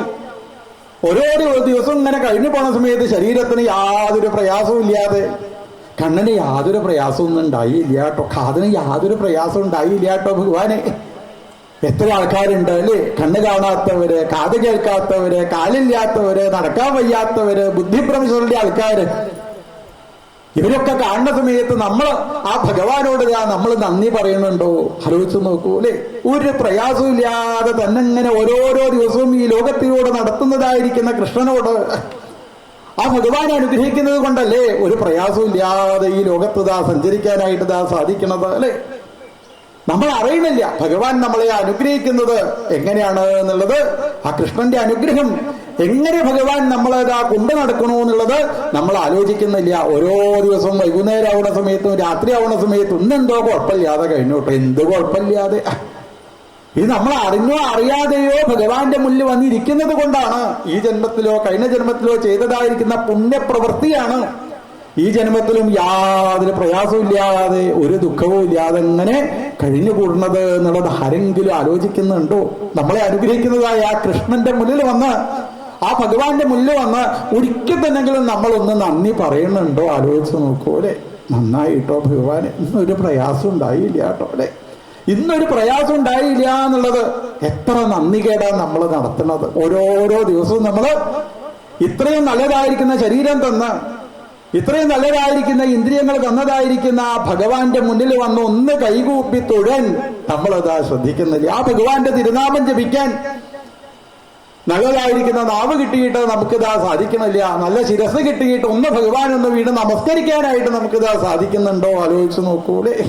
ഒരു പ്രയാസവും ഇല്ലാതെ നമ്മളങ്ങനെ കൊണ്ട് നടത്തുന്നതായിരിക്കുന്ന ആ ഭഗവാനോട് വേണ്ടേ നമ്മളതാ ഒന്ന് പോയിട്ടതാ നന്ദി പറയാനല്ലേ. അങ്ങനെയുള്ള ആ ഭഗവാൻ ഇപ്പോൾ വിതുരന്റെ കൊട്ടാരത്തിലേക്ക് വിതുരൻ പറയാതെ കയറി വരുന്നു. പറയാതെയാണ് ഭഗവാൻ, വിളിക്കാതെ നമ്മുടെ അടുത്തേക്ക് ആ ശ്രീകൃഷ്ണ ഭഗവാൻ അതാ എത്തിച്ചേരുന്നു. അങ്ങനെ ഭഗവാൻ കയറി വന്നതായ കൊട്ടാരത്തിനെ തെക്കുതുവാ ഗൃഹം ഋദ്ധിമത്, ഐശ്വര്യപൂർണമായിരിക്കുന്ന ആ കൊട്ടാരത്തിനെ എന്തുകൊണ്ടാണിതാ ഇപ്പോ ആ വിതുരൻ ഉപേക്ഷിച്ചതായ യാത്രയായത്? പൗരവേന്ദ്രഗൃഹം ഹിത്വാം പ്രവിവേശാത്മസാൽകൃതം കുത്രക്ഷത്ര ഭഗവത മൈത്രേയേണാസംഗമാം. വിതുര മഹാശയന് മൈത്രേയ മഹർഷിയുടെ ആശ്രമത്തിലേക്ക് എത്തിച്ചേരുവാൻ എന്തുകൊണ്ടാണ് ഇതാ സാധിച്ചത്? നഹ്യൽപാർത്ഥോദയസ്തസ്യാം വിതുരസ്യാമലാത്മന തസ്മിൻ വരീയസി പ്രശ്ന സാധുവാദോപവിംഹിത. ആ കാര്യങ്ങളൊക്കെ എന്നോടൊന്നിതാ പറഞ്ഞു തരണേന്ന് ശൗനകാദി മഹർഷീശ്വരന്മാര് സൂതപൗരാണികനോട് പറഞ്ഞപ്പോ വിതുര ഉദ്ഭവ സംവാദത്തിനെ വർണ്ണിക്കാനായിട്ടതാ പുറപ്പെട്ടു. യഥാതുരാജാസുതാന സാധുൻ പുഷ്ണന്നധർമ്മേണ വിനഷ്ടദൃഷ്ടി. വിതുരൻ ഹസ്തിനപുരത്തിൽ എത്തിച്ചേർന്ന് ധർമ്മരാജാവിനോട് അവിടെ ഇരുന്നത് ആ ദുര്യോധനന്റെ അച്ഛനായിരിക്കുന്ന ധൃതരാഷ്ട്രരോട് കണ്ണ് കാണാതെ ഇരിക്കുന്നതായ ആ ധൃതരാഷ്ട്രരോട് ഇതാ പറഞ്ഞു, അങ്ങ് സത്യത്തിലെ കണ്ണ് കാണാത്തവനെ പോലെ അഭിനയിച്ച് നടക്കല്ലേ. വിനഷ്ടദൃഷ്ടി, അറിവില്ലാത്തത് കൊണ്ടല്ല. അങ്ങയുടെ പുത്രനായിരിക്കുന്ന ഈ ദുര്യോധനെ പേടിച്ചിട്ട് മാത്രല്ലേ അങ്ങ് മിണ്ടാതിരിക്കുന്നത്. ഇവിടെ വിനഷ്ടദൃഷ്ടി. എങ്ങനെ? ബിബന്ധുൻ ലാക്ഷാഭവനേത്. കുട്ടികളുടെ അച്ഛൻ മരിച്ചു കഴിഞ്ഞിട്ട് വെച്ചാൽ ആ കുട്ടികളെ നോക്കേണ്ടതായിരിക്കുന്ന ചുമതല ആർക്കാണ്? പാണ്ഡുവിന്റെ ജ്യേഷ്ഠനായിരിക്കുന്ന ധൃതരാഷ്ട്രരെ അങ്ങക്കില്ലേ. ധൃതരാഷ്ട്രരെ, നിങ്ങളല്ലേ ആ പാണ്ഡുവിന്റെ കുട്ടികളായിരിക്കുന്ന പാണ്ഡവരെ മുഴുവനും വേണ്ട രീതിയിൽ നോക്കേണ്ടത്. എന്നാൽ ഇപ്പോ നിങ്ങൾ ആ പാണ്ഡവരെങ്ങനെയാ നോക്കുന്നത്? ബിബന്ധുൻ, ഒരു ശത്രുക്കളെ പോലെയല്ലേ നിങ്ങളതാ കാണുന്നത്. ലാക്ഷാഭവനേത് അരക്കില്ല നിർമ്മിച്ച് അരക്കില്ലത്തില് ചുട്ടുകൊല്ലാൻ വേണ്ടിയിട്ട് നിങ്ങളുടെ കുട്ടികളിതാ ശ്രമിച്ച സമയത്ത് ഒരക്ഷരം പോലും അങ്ങ് ഇവിടെ ഇരുന്നതാ മിണ്ടിയിട്ടില്ലല്ലോ. യഥാസഭായാം ഗുരുദേവദേവ്യാ കേശാഭിമരിശം സുതകർമ്മകരിയം. അങ്ങയുടെ കുട്ടികളായിരിക്കുന്ന ഈ കൗരവര് പാണ്ഡവരുടെ ഭാര്യയായിരിക്കുന്ന പാഞ്ചാലിയുടെ, ദ്രൗപദിയുടെ തലമുടിയിലേക്ക് കയറി പിടിച്ച സമയത്ത്, ആ സ്ത്രീയുടെ വസ്ത്രത്തിലേക്ക് കയറി പിടിച്ച സമയത്ത്, അല്ലെ, തന്റെ 5 ഭർത്താക്കന്മാര് മുന്നിൽ അങ്ങനെ നിൽക്കുന്ന സമയത്ത് പാഞ്ചാലിക്ക് മനസ്സിലായി ഇവർക്കൊന്നും ഇനി എന്നതാ രക്ഷിക്കാനായിട്ട് സാധിക്കില്ല. ഇവരൊന്നും ഇനി എന്നതാ രക്ഷിക്കില്ല. യത്വരാ ദ്രൗപദി ത്രാണേ. ദ്രൗപദി ദേവി അവിടെ ഇരുന്ന് ശ്രീകൃഷ്ണ ഭഗവാനെ ഉറക്കെ അങ്ങനെ വിളിച്ച സമയത്ത് അതൊക്കെ തന്റെ വസ്ത്രത്തിനെ വലത്തെ കൈകൊണ്ട് പിടിച്ചു, പിന്നെ ഇടത്തെ കൈകൊണ്ട് പിടിച്ചു. അല്ലെ, ഒരു സ്ത്രീയുടെ ജീവിതത്തിലെ ഏറ്റവും വലിയതായിരിക്കുന്ന കാര്യമാണ് തന്റെ ശരീരത്തിലെ വസ്ത്രം ആരെങ്കിലും അഴിക്കുന്ന സമയത്തിലെ ആരെങ്കിലും ഒരാൾ വന്ന് രക്ഷപ്പെടുത്താൻ വേണ്ടിയിട്ട് വന്നു കഴിഞ്ഞാൽ ഈ ഭർത്താക്കന്മാരൊന്നും എന്റെ രക്ഷിതാവില്ല എന്നുള്ള ഉറപ്പ് വന്നതോടുകൂടി ദ്വാരകാവാസിയായിരിക്കുന്ന ഭഗവാനെ അങ്ങതാ എന്റെ അടുത്തേക്ക് എത്തിച്ചേർന്ന് എന്നെ രക്ഷിക്കണേ എന്നുള്ള പ്രാർത്ഥന ഭഗവാൻ ദ്വാരകയിൽ ഇരുന്ന് കേട്ടു അത്രേ. എന്നിട്ടും അതെ കുറച്ചു നേരമൊക്കെ ഇപ്പൊ ദ്രൗപദിക്ക് എന്താ വേണ്ടത് നിശ്ചയില്ലാതായി. അങ്ങനെ ദ്രൗപദി ശരീരത്തിൽ അണിഞ്ഞ വസ്ത്രത്തിന് നമുക്കറിയാലോ, സാരി കയറി കഴിഞ്ഞാൽ 5 മീറ്റർ 7 മീറ്റർ 8 മീറ്റർ 10 15 മീറ്റർ, അതൊന്നും ഇല്ലാത്രേ. 100 മീറ്റർ 200 മീറ്റർ കഴിഞ്ഞിട്ടും ദുശാസന ഒരു ഭാഗത്ത് തലതിരിഞ്ഞ് വീഴാന്നല്ലാതെ സാരിയുടെ നീളം കുറയണില്ല അത്രേ. ചേലമാലാം അനന്തം, ചേലമാലയായിക്കൊണ്ട് സാക്ഷാൽ ഭഗവാനെ വന്നതാ രക്ഷിച്ചല്ലേ. ആ ഭഗവാൻ വേണ്ടി വന്നില്ലേ ഇപ്പോ ആ പാണ്ഡവരെ രക്ഷിക്കാൻ വേണ്ടിയിട്ട്. അങ്ങയുടെ കുട്ടികളെ പാണ്ഡവരോട് ചെയ്തതായിരിക്കുന്ന ഓരോ നീതികേടിനെയും ആലോചിക്കുന്ന സമയത്ത് എനിക്കിതാ വിഷമത തോന്നുന്നു. ആ സമയത്തൊന്നും അങ്ങ് ഒരു അക്ഷരവും മിണ്ടാതെ ഇവിടെ കാത്തിരുന്നില്ലേ. ദ്യൂതേത്വധർമ്മേണ, അധർമ്മമായിട്ട് ചൂത് കളിച്ച് ആ പാണ്ഡവർക്ക് കൊടുക്കേണ്ടതായിരിക്കുന്ന പാതി രാജ്യത്തിനെ കട്ടെടുത്ത ആളുകളല്ലേ നിങ്ങളത്. ഇങ്ങനെ എന്തൊക്കെ വേണ്ടാത്ത കാര്യങ്ങളാണ് ധൃതരാഷ്ട്രയെ അങ്ങതാ ചെയ്തിട്ടുള്ളത്. അതുകൊണ്ട് പാണ്ഡവർക്ക് വേണ്ടതായിരിക്കുന്ന കാര്യം അവർക്ക് കൊടുക്കാണ് വേണ്ടത്. അങ്ങയ്ക്ക് എന്ന് മാത്രമല്ല, അങ്ങയുടെ ഈ കുലത്തിന് എന്ന് മാത്രമല്ല, ഈ ലോകത്തിന് മുഴുവനും ഉപദ്രവകാരിയാണ് അങ്ങയുടെ മുത്തപുത്രനായിരിക്കുന്ന ദുര്യോധനൻ. ആ ദുര്യോധനെ ഇവിടെ നിന്ന് അങ്ങോട്ട് ഉപേക്ഷിച്ചു കഴിഞ്ഞാൽ അങ്ങക്ക് എന്ന് മാത്രമല്ല ഈ ലോകത്തിന് മുഴുവനും സന്തോഷമാണ്, സുഖമാണ് ഉണ്ടാവുക. അതുകൊണ്ട് ദുര്യോധനെ ഇവിടുന്ന് നാട് കടത്തൂ എന്ന് പറഞ്ഞത് കേട്ടുകൊണ്ടാത്രേ ദുര്യോധനൻ സഹസിലേക്ക് കയറി വരുന്നത്. ദുര്യോധനൻ അവിടെ ഇരുന്ന് പറഞ്ഞു, എടാ വിതുര, നീ എന്താ ഇവിടെ ഇരുന്ന് പറയണത്? ഞാൻ തരുന്നതായിരിക്കുന്ന ഭക്ഷണം കഴിച്ച് ശരീരത്തിൽ നല്ല ആരോഗ്യം ഉണ്ടാക്കി എന്റെ ചുമലിൽ കയറിയിരുന്ന് എന്റെ തലയ്ക്ക് കുത്തുന്നു. എങ്ങനെ? വീട്ടിൽ ഏതെങ്കിലും ശ്രാദ്ധമൊക്കെ നടക്കുന്ന സമയത്ത് പിണ്ടം പുറത്തേക്ക് എടുത്തിട്ട് കഴിഞ്ഞാൽ അത് കൊത്തി കഴിക്കാൻ വരുന്ന കാക്കയെ പോലെ ദാസീപുത്രനായിരിക്കുന്ന നണക്കെന്താണ് ഇവിടെ കാര്യങ്ങളൊക്കെ പറയാൻ ഞങ്ങളതാ ഇവിടെ ഉണ്ട്. അതുകൊണ്ട് ഇവനെ ഇവിടെ നിന്ന് നാട് കടത്താണ് വേണ്ടത് എന്ന് പറഞ്ഞപ്പോ ആ വിതുരന് തോന്നി ഇതിന്റെ ഒക്കെ കാരണം സാക്ഷാൽ ശ്രീകൃഷ്ണ ഭഗവാനാണ്, ഭഗവാന്റെ മായയാണ് ഇതിനൊക്കെ ഉള്ളതായ കാരണം എന്ന് മനസ്സിലാക്കി തന്റെ കയ്യിലുള്ള അമ്പും വില്ലും ആ സദസ്സില് എടുത്തു വെച്ച് ഭഗവാന്റെ മായയെ വീണതാ നമസ്കരിച്ച് തീർത്ഥീ കുറുവന്തി തീർത്ഥാനി സ്വാന്തസ്തേന ഗദാഭൃതാം. ആ അമ്പും വില്ലൊക്കെ ഉപേക്ഷിച്ചുകൊണ്ട് വിതുരനങ്ങനെ തീർത്ഥാടനമായിക്കൊണ്ട് അങ്ങനെ സഞ്ചരിച്ചു അത്രേ. പ്രത്യംഗമുഖ്യാങ്കിതമന്ദിരാണി യദ്ദർശനാൽ കൃഷ്ണമനുസ്മരന്തി പ്രത്യംഗമുഖ്യാനി. എവിടെ നോക്കിക്കഴിഞ്ഞാലും കൃഷ്ണമനുസ്മരന്തി. ഒരു കാർമേഘം കണ്ടു കഴിഞ്ഞാൽ അത് കൃഷ്ണന്റെ നിറല്ലേ.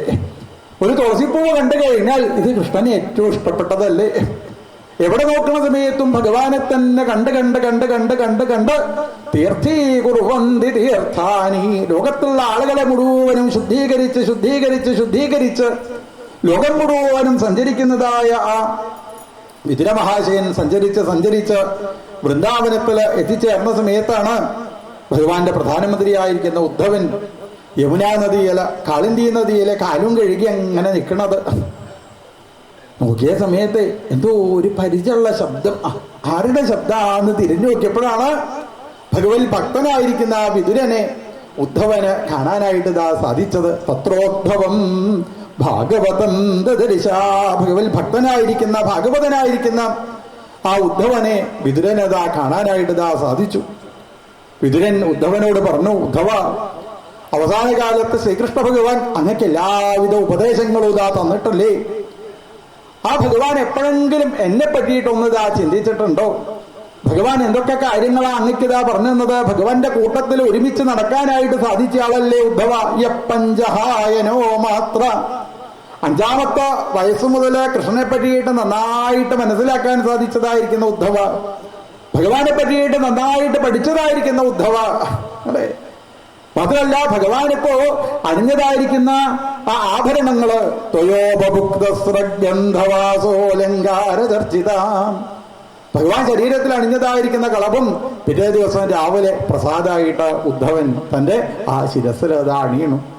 ഭഗവാൻ ശരീരത്തിൽ അണിഞ്ഞതായിരിക്കുന്ന ആ വനമാല പിറ്റേ ദിവസം രാവിലെ എഴുന്നേറ്റ് ആദ്യമായിട്ട് അതെടുത്ത് അണിയാനുള്ള അവകാശം ഈ ഉദ്ധവനാണ്. ഭഗവാന്റെ പീതാംബരപ്പെട്ട് ശരീരത്തിലേത് അണിഞ്ഞുകൊണ്ട് അല്ലേ. അപ്പൊ ആരാ കൃഷ്ണൻ, ആരാ ഉദ്ധവൻ എന്ന് പെട്ടെന്ന് മനസ്സിലാവില്ല. അത്രേ. ത്വയോപഭുക്തസ്രഗന്ധവാസോലങ്കാരചർച്ചിത. ഇങ്ങനെ ഭഗവാനെ പറ്റി മനസ്സിലാക്കി മനസ്സിലാക്കി മനസ്സിലാക്കി ഭഗവാനാവാൻ വേണ്ടി ശ്രമിക്കുന്ന ഉദ്ധവ, അങ്ങക്കല്ലേ ആ കൃഷ്ണനെ പറ്റിയിട്ട് നന്നായിട്ട് ഇതാ അറിയാം. അതുകൊണ്ട് ആ ഭഗവാന്റെ കഥകളെ അങ്ങതാ എന്നോടിതാ പറഞ്ഞു തരണേ എന്ന് പറഞ്ഞപ്പോ ശ്രീകൃഷ്ണ ഭഗവാന്റെ ബാലലീലകളെ ഭഗവാൻ അവതരിച്ച് ഈ ലോകത്തിൽ വെച്ച് ചെയ്തതായ ഓരോരോ കഥകളെയും കൽത്തുറുങ്കിനകത്തമ്മ കണി കണ്ട ദിനം മുതൽ കാട്ടാളനെയ്ത കണയാൽ കൽത്താർ പൂകിയ നാൾ വരെ. ഭഗവാൻ മധുരയില് ആ കംസന്റെ കാരാഗ്രഹത്തില് അവതരിച്ചത് മുതലുള്ളതായ പൂതനയ്ക്ക് ഭഗവാൻ മോക്ഷത്തിനെ പ്രദാനം ചെയ്ത അഹോപകീയം സ്തനകാളകൂടം ജിഖാംസയാപായേതപ്യസാദ്ഭീലേഭേഗതിം ധാതൃജിതാം തദോന്യം കം വാ ദയാലും ശരണം വ്രജേമ. കം വാ ദയാലും. ഇത്രയും ദയാലുവായിരിക്കുന്ന ഒരു ദേവനെ വേറെ നമുക്ക് ഇതാ കാണാനായിട്ട് ഇതാ സാധിക്കൂ. ആലോചിച്ച് നോക്കൂ, ഭഗവാൻ അവതരിച്ച് 3 മാസമായില്ല. അതിന് മുന്നേ തന്നെ അമ്മയുടെ ഭാവത്തില് ആരാ അമ്മയൊന്നും ഇല്ലാത്രേ പൂതനയാ കയറി വരുന്നത്. വേഷമൊക്കെ മാറി, അതും തന്റെ സ്ഥലത്തിൽ ആ കാളകൂടെ വിഷം തേച്ച് എങ്ങനെങ്കിലും കൃഷ്ണനെ കൊല്ലണം കൊല്ലണം കൊല്ലണം എന്ന് വിചാരിച്ച് വന്നതായിരിക്കുന്ന ആ പൂതനയ്ക്ക് പോലും ഭർതൃജിതാന്തധോന്യം തന്റെ അമ്മയ്ക്ക് കൊടുക്കുന്നതായ ആ സ്ഥാനത്തിനെ പ്രദാനം ചെയ്ത കംവാ ദയാലും ശരണം വ്രജേമ. ഇത്രയും ദയാലുവായിരിക്കുന്ന ഭഗവാനെ, ആ ശ്രീകൃഷ്ണ ഭഗവാനെ ആണ് ഭഗവാൻ 99 ദോഷങ്ങൾ ഉണ്ടെച്ചാൽ അതിനെ നോക്കാതെ എവിടെങ്കിലും ഒരു ഗുണമുണ്ടോ അല്ലെ, എവിടെങ്കിലും ഒരു ഗുണമുണ്ടോ? ആ ഗുണത്തിനെയാണ് ഭഗവാൻ ഇതാ കാണുന്നത്. ഇന്നലെ വരെ എന്ത് ചെയ്തു എന്ന് നോക്കാതെ ഇന്ന് നീ എൻ്റെ അടുത്തേക്ക് വന്നല്ലേ, ഇന്ന് നീ ഇതാ നാമം ജപിക്കാൻ തയ്യാറായില്ലേ, എന്നാലും നീ അമ്മയുടെ ഭാവത്തിലല്ലേ വന്നത്. പൂതനാലോകബാലക്ഷ്മി രാക്ഷസീരുധിരാശനാജികാംസയാപിഹരേ സ്തനം ദത്വാപസൽഗതിം. സ്തനം ദത്വാപ ദതു സ്തന്യം ദതു അല്ലേ. അമ്മ കുട്ടികൾക്ക് കൊടുക്കുന്നതിനാണ് സ്തന്യം എന്ന് പറയാം. ഇവിടെ എന്താ സ്തന്യല്ല കൊടുത്തത്, വിഷമാണ് കൊടുത്തത്. സ്തനം ദതു അല്ലേ. ഈ വിഷം കൊടുക്കാൻ വേണ്ടിയിട്ടല്ലേ വന്നത് എന്ന് ഭഗവാൻ നോക്കിയില്ല. അത്രേ. പൂതനയായിട്ടാണോ വന്നത് എന്ന് ഭഗവാൻ ഇതാ നോക്കിയിട്ടില്ല. അമ്മയുടെ ഭാവത്തിൽ വന്നില്ലേ.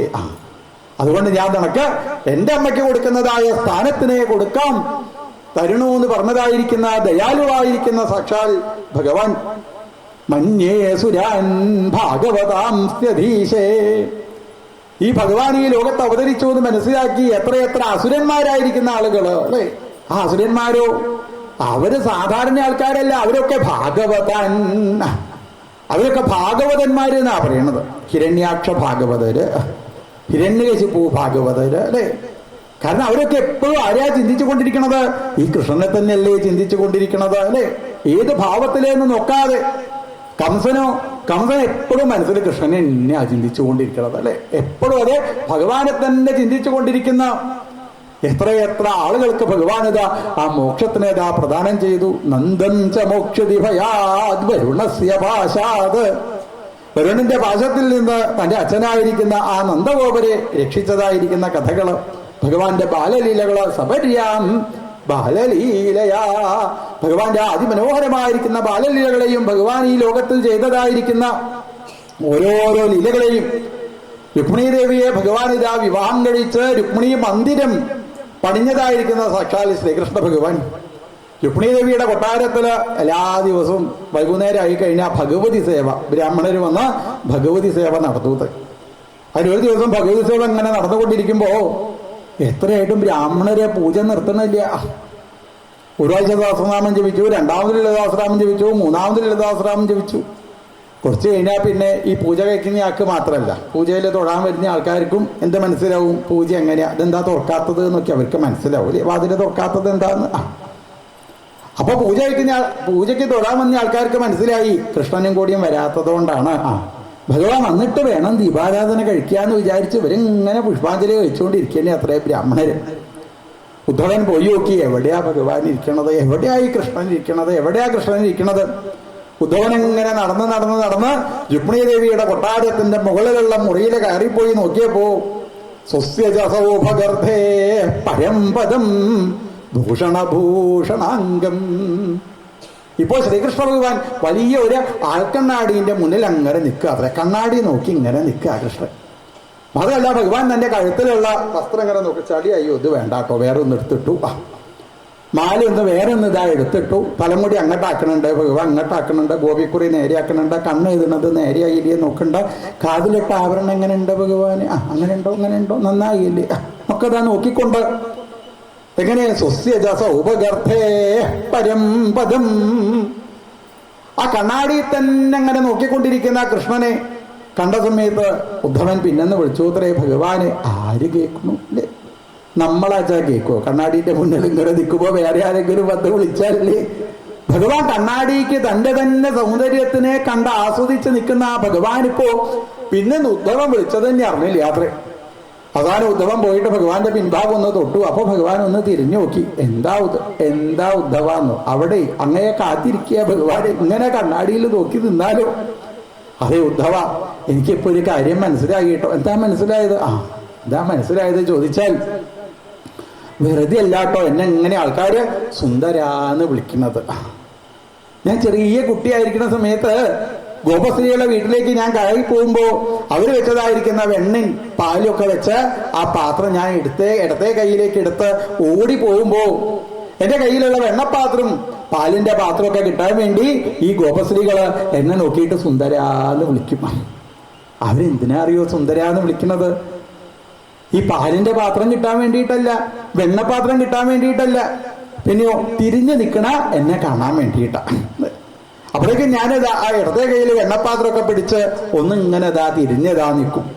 ആ ഗോപസ്ത്രീകളെ തിരിഞ്ഞു നിൽക്കുന്ന എന്നെ കാണാൻ വേണ്ടി പാദങ്ങളിലെ സ്വർണത്തിന്റെ പാദസരമൊക്കെ അണിഞ്ഞ് പട്ടുകോട കൊത്തതാ ഉടുത്ത് അരയിൽ ചെറിയ സ്വർണ്ണാഭരണം അണിഞ്ഞ് കയ്യിൽ ചെറിയ സ്വർണ്ണാഭരണം അണിഞ്ഞ് കഴുത്തിൽ ചെറിയ സ്വർണ്ണാഭരണം അണിഞ്ഞ് കണ്ണ് നന്നായിട്ടതാ എഴുതി വാലിട്ട് തൃക്കണ്ട എഴുതി ഗോപിക്കുറി ചാർത്തി തലമുടി മുകളിലേക്ക് വെച്ച് കെട്ടി മയിൽപ്പീലി അണിഞ്ഞ് ഇടത്തെ കയ്യിൽ വെണ്ണപ്പാത്രം പിടിച്ചങ്ങനെ തിരിഞ്ഞു നിൽക്കണ എന്നെ കാണാൻ ഫോട്ടോഗ്രാഫർമാരൊക്കെ അങ്ങനെയാല് അവർ നേരെ ഫോട്ടോ എടുക്കില്ല, അവർ ഇങ്ങോട്ട് തിരിഞ്ഞേക്കൂലെ. ഇങ്ങനെ തിരിഞ്ഞു നിൽക്കണ എന്നെ കാണാൻ വേണ്ടിയിട്ടാണ് അവര് സുന്ദരാന്ന് വിളിക്കുന്നത്. എനിക്ക് കുറച്ചും കൂടിയൊക്കെ വയസ്സായപ്പോ കാളന്തി നദിയുടെ തീരത്തിലൂടെ ഞാനങ്ങനെ നടന്നു പോകുമ്പോ എന്റെ കൂട്ടുകാരിമാരുടെ ഒക്കെ വസ്ത്രത അവിടെ എങ്ങനെ അഴിച്ചിട്ട് വെച്ചത്. എത്ര വസ്ത്ര അതൊക്കെ നല്ല പരിചയ ഭഗവാന്. തന്റെ കൂട്ടുകാരിമാരുടെ ഒക്കെ വസ്ത്രം ഭഗവാന് നല്ല പരിചയം. ഓരോ ദിവസവും ഭഗവാൻ ഇങ്ങനെ കഴിക്കാൻ പോകുമ്പോ തന്റെ കൂട്ടുകാരിമാർക്കൊക്കെ പ്രത്യേകമായിട്ട് വാട്സപ്പിൽ മെസ്സേജ് അയക്കും. നാളെ നീ കറുത്ത വസ്ത്രം എടുത്താൽ മതി കേട്ടോ, നാളെ നീ വെളുത്ത വസ്ത്രം എടുത്താൽ മതി കേട്ടോ. നല്ല പരിചയ ഭഗവാന്. ഇതാരാ ഭഗവാന് വസ്ത്രമൊക്കെ ഇവിടെ കൊണ്ടിട്ടത്? ആ വസ്ത്രമൊക്കെ പാടെ എടുത്ത ഭഗവാൻ ഇപ്പോ ആലിന്റെ മുകളിലേക്ക് ഇതാ കയറിപ്പോയി. അവരുടെ വസ്ത്രമൊക്കെ അതിന്റെ മുകളിൽ ഇങ്ങനെ ഇതാ കെട്ടിയിട്ടു ഭഗവാൻ. ഗോപശ്രീകളെ വേണുഗാനം കേട്ടപ്പോ വെള്ളത്തിലെ കഴുത്തറ്റം വെള്ളത്തിൽ നിന്ന് നേരെ മുകളിലേക്ക് നോക്കിയപ്പോൾ അതാ അവിടെ ഇതാ ശ്രീകൃഷ്ണ ഭഗവാൻ. ആ ഭഗവാന്റെ സൗന്ദര്യം കണ്ടപ്പോ അവര് ഭഗവാനോട് പറഞ്ഞു, കൃഷ്ണ, ഇങ്ങനത്തെ ഒരു രൂപം ഞങ്ങൾക്ക് ഇതുവരെ കാണാനായിട്ട് സാധിച്ചില്ല കേട്ടോ കൃഷ്ണ. പീതാംബരപ്പെട്ടുടുത്ത് അരയിലെ സ്വർണ്ണാഭരണമൊക്കെ അണിഞ്ഞ് കയ്യിലെ വേണുവിനെ എടുത്ത് അതും ആലിന്റെ കൊമ്പിന്റെ മുളങ്ങനെ ഇരുന്ന് അതിമനോഹരമായിട്ട് വേണുഗാനം ചെയ്യുന്നത് എന്റെ ഇത്രയും സൗന്ദര്യമുള്ള ഭാഗം ഞങ്ങൾക്ക് ഇതാ കാണാനായിട്ട് സാധിച്ചില്ല. അതുകൊണ്ട് ശ്യാമസുന്ദര ശ്യാമസുന്ദരാന്ന് ആ ഗോപസ്ത്രീകളെ ഉദ്ധവ എന്നതാ വിളിച്ചു. എനിക്ക് കുറച്ചും കൂടിയൊക്കെ വയസ്സായപ്പോ ഞാനിങ്ങനെ മധുരാ പട്ടണത്തിലേക്ക് നടന്നു പോകാൻ പുറപ്പെട്ടപ്പോ അവിടെ 3 വളവുള്ള ഒരു പെൺകുട്ടി. ആ പെൺകുട്ടിയുടെ കയ്യിലേക്ക് നോക്കിയപ്പോ ഒരു പാത്രത്തിൽ നിറച്ച് കളഭാണത്. ആ കളഭത്തിന്റെ ഗന്ധം കണ്ടപ്പോ ഞാൻ ആ കുട്ടിയോട് ചോദിച്ചു, ആ കളഭ എനിക്ക് തരൂ എന്ന് ചോദിച്ചപ്പോ ആ കുട്ടി എന്നെ നോക്കിയിട്ട് എന്താ വിളിച്ചത് എന്നാ വിചാരിച്ചത്? സുന്ദര എന്നാ വിളിച്ചത്. ദാസ്യസ്മ്യഹം സുന്ദര. എനിക്കിപ്പോ മനസ്സിലായിട്ടോ ഉദ്ധവ. എനിക്ക് പിന്നെ കുറച്ചും കൂടിയൊക്കെ പ്രായമായപ്പോ, വിവാഹപ്രായമൊക്കെ ആയപ്പോ വേറൊരു പെൺകുട്ടി സുന്ദരാന്ന് വിളിക്കല്ല, ഒരു കഷ്ണം കടലാസിൽ എഴുതി തരിക, ഭുവനസുന്ദര ഭുവനസുന്ദരാന്നതാ ഒരു പെൺകുട്ടി എന്നതാ വിളിച്ചു.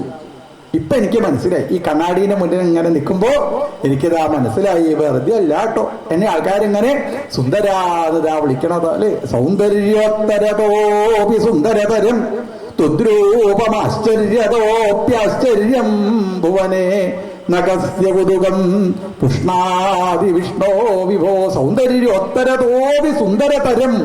തുദ്രൂപം അല്ലെ. വെറുതെ അല്ല എന്നെങ്ങനെ ആളുകള് സുന്ദര സുന്ദര എന്ന് വിളിക്കണത് എന്ന് ഈ കണ്ണാടിന്റെ മുന്നിൽ നിൽക്കുന്ന സമയത്താട്ടോ ഉദ്ധവ എനിക്കതാ മനസ്സിലാവണത് എന്ന് പറഞ്ഞപ്പോ ഉദ്ധവൻ പറഞ്ഞു, ഇങ്ങനെ കണ്ണാടിന്റെ മുന്നിൽ നിന്നാ പോരാ ഭഗവാന്, എന്ത് തൊഴാ സമയം വൈകിട്ടോ എന്ന് പറഞ്ഞ ആ രുക്മിണി ദേവിയുടെ കൊട്ടാരത്തില് ഭഗവതി സേമ സമയത്ത് ഇതാ വന്ന് തൊഴുതതായിരിക്കുന്ന ആ ശ്രീകൃഷ്ണ ഭഗവാന്റെ കഥകളെ. അതേ വിതുര, ഇനി അധികം നേരമൊന്നും ഞാനിവിടെ കഥ പറഞ്ഞതായിരിക്കില്ല. എന്നെ ഭഗവാൻ ഒരു പ്രത്യേക ദൗത്യത ഏൽപ്പിച്ചിട്ടുണ്ട്. എന്താണ്? നേരെ ബദരികാശ്രമത്തിലേക്ക് ഇതാ യാത്രയാവാൻ വേണ്ടി. അപ്പോ വിതുരൻ പറഞ്ഞു, ഭഗവാന്റെ ആ പാതുകകളെ അങ്ങക്കിതാ ഭഗവാൻ പ്രസാദമായിട്ട് ഇതാ തന്നിട്ടില്ലേ, അതൊരിക്കൽ കൂടി എനിക്ക് കാണണം എന്നുള്ള ആഗ്രഹം ഉണ്ടെന്ന് പറഞ്ഞപ്പോ പട്ടിൽ നിന്ന് ഭഗവാന്റെ ആ പാതുകകളൊന്ന് തുറന്ന് ഇപ്പോ ഉദ്ധവൻ വിതുരനതാ കാണിച്ചു കൊടുക്കണം. വേഗം വിതുരൻ ആ ഭഗവാന്റെ പാതുകകളെ പ്രദക്ഷിണം ചെയ്ത് വീണതാ നമസ്കരിച്ച് അങ്ങനെ വിതുരനും ഉദ്ധവനും കൂടി നേരെ യാത്രയാവുന്നു. വിതുരൻ നേരെ മൈത്രേയ മഹർഷിയുടെ ആശ്രമത്തിലേക്ക് ഹരിദ്വാറിലെത്തിയ സമയത്ത് മൈത്രേയ മഹർഷിയുടെ ആശ്രമത്തിലേക്ക് യാത്രയായി. ഉദ്ധവനോ ഹരിദ്വാറിൽ നിന്ന് മുകളിലേക്ക് അങ്ങനെ കയറിപ്പോയി ഹിമാലയ പർവ്വതത്തിന്റെ മുകളില് ബദരികാശ്രമത്തിൽ എത്തിച്ചേർന്ന് ഹരേ അഗാൽഗതിം ഭഗവാന്റെ തിരുനാമം ജപിച്ച് ഭഗവാന്റെ അടുത്തേക്ക് ഇതാ യാത്രയായി എന്ന് പറഞ്ഞുകൊണ്ടാണ് വിതുര ഉദ്ധവ സംവാദം പറഞ്ഞതാ സമർപ്പിച്ചത്. പിന്നീടാണ് വിതുര മൈത്രേയ സംവാദം. മൈത്രേയ മഹർഷിയുടെ ആശ്രമത്തിലേക്ക് കയറിപ്പോയ വിതുരൻ ചോദിച്ചു, സുഖായ കർമാണി കരോതി ലോക നദയ സുഖം വാന്യതുപാരമം വാ ബിന്ദേത ഭൂയസ്തത ഏവ ദുഃഖം യദത്ര യുക്തം ഭഗവാൻ വദേന്ന. സുഖായ കർമാണി കരോതി ലോക. ആളുകളൊക്കെ സുഖം കിട്ടണം വിചാരിച്ചിട്ടാണ് ഓരോ കർമ്മം ചെയ്യണത്. എന്നിട്ട് അവർക്ക് സുഖം കിട്ടുന്നുണ്ടോ ജീവിതത്തില്? എവിടെ സുഖം കിട്ടുന്നില്ല എന്ന് മാത്രമല്ല, അന്യത ഉപാരമം വാ, ദുഃഖം മാത്രമാണ് ജീവിതത്തിൽ ഏതാ ഉണ്ടാവണത് അല്ലെ. നമ്മൾ എന്ത് കർമ്മം ചെയ്യണത് എന്തിനു വേണ്ടിയിട്ടാ? സുഖം ഉണ്ടാവണേ. ജോലി കിട്ടിയാൽ സുഖാവുന്ന ആര് വിചാരിക്കും? ജോലി കിട്ടാത്ത ആൾക്കാർ വിചാരിക്കും. ജോലി കിട്ടിയ ആൾക്കാരോട് ചോദിക്കുക, അപ്പൊ സുഖം ഉണ്ടോന്ന്. എന്റെ ഭഗവാനെ ഒന്നും പറയണ്ട കേട്ടോ, ഇങ്ങനെ ഒരു മാനേജർ എടുത്തിരിക്കേണ്ടി വന്നില്ലേ? ഇങ്ങനത്തെ ഒരു മാനേജർ വേണ്ടില്ലായിരുന്നു കേട്ടോ എന്നിട്ട് അമ്പലത്തിലൊക്കെ പൂജ വയ്ക്കുന്നത് ഞങ്ങളെ സ്ഥിതിയെ അറിയുള്ളൂ. ഓരോ ആൾക്കാർ വന്നിട്ട് എന്തൊക്കെ പുഷ്പാഞ്ജലിയാ ചോദിക്കാന്നാ വിചാരിച്ചത്.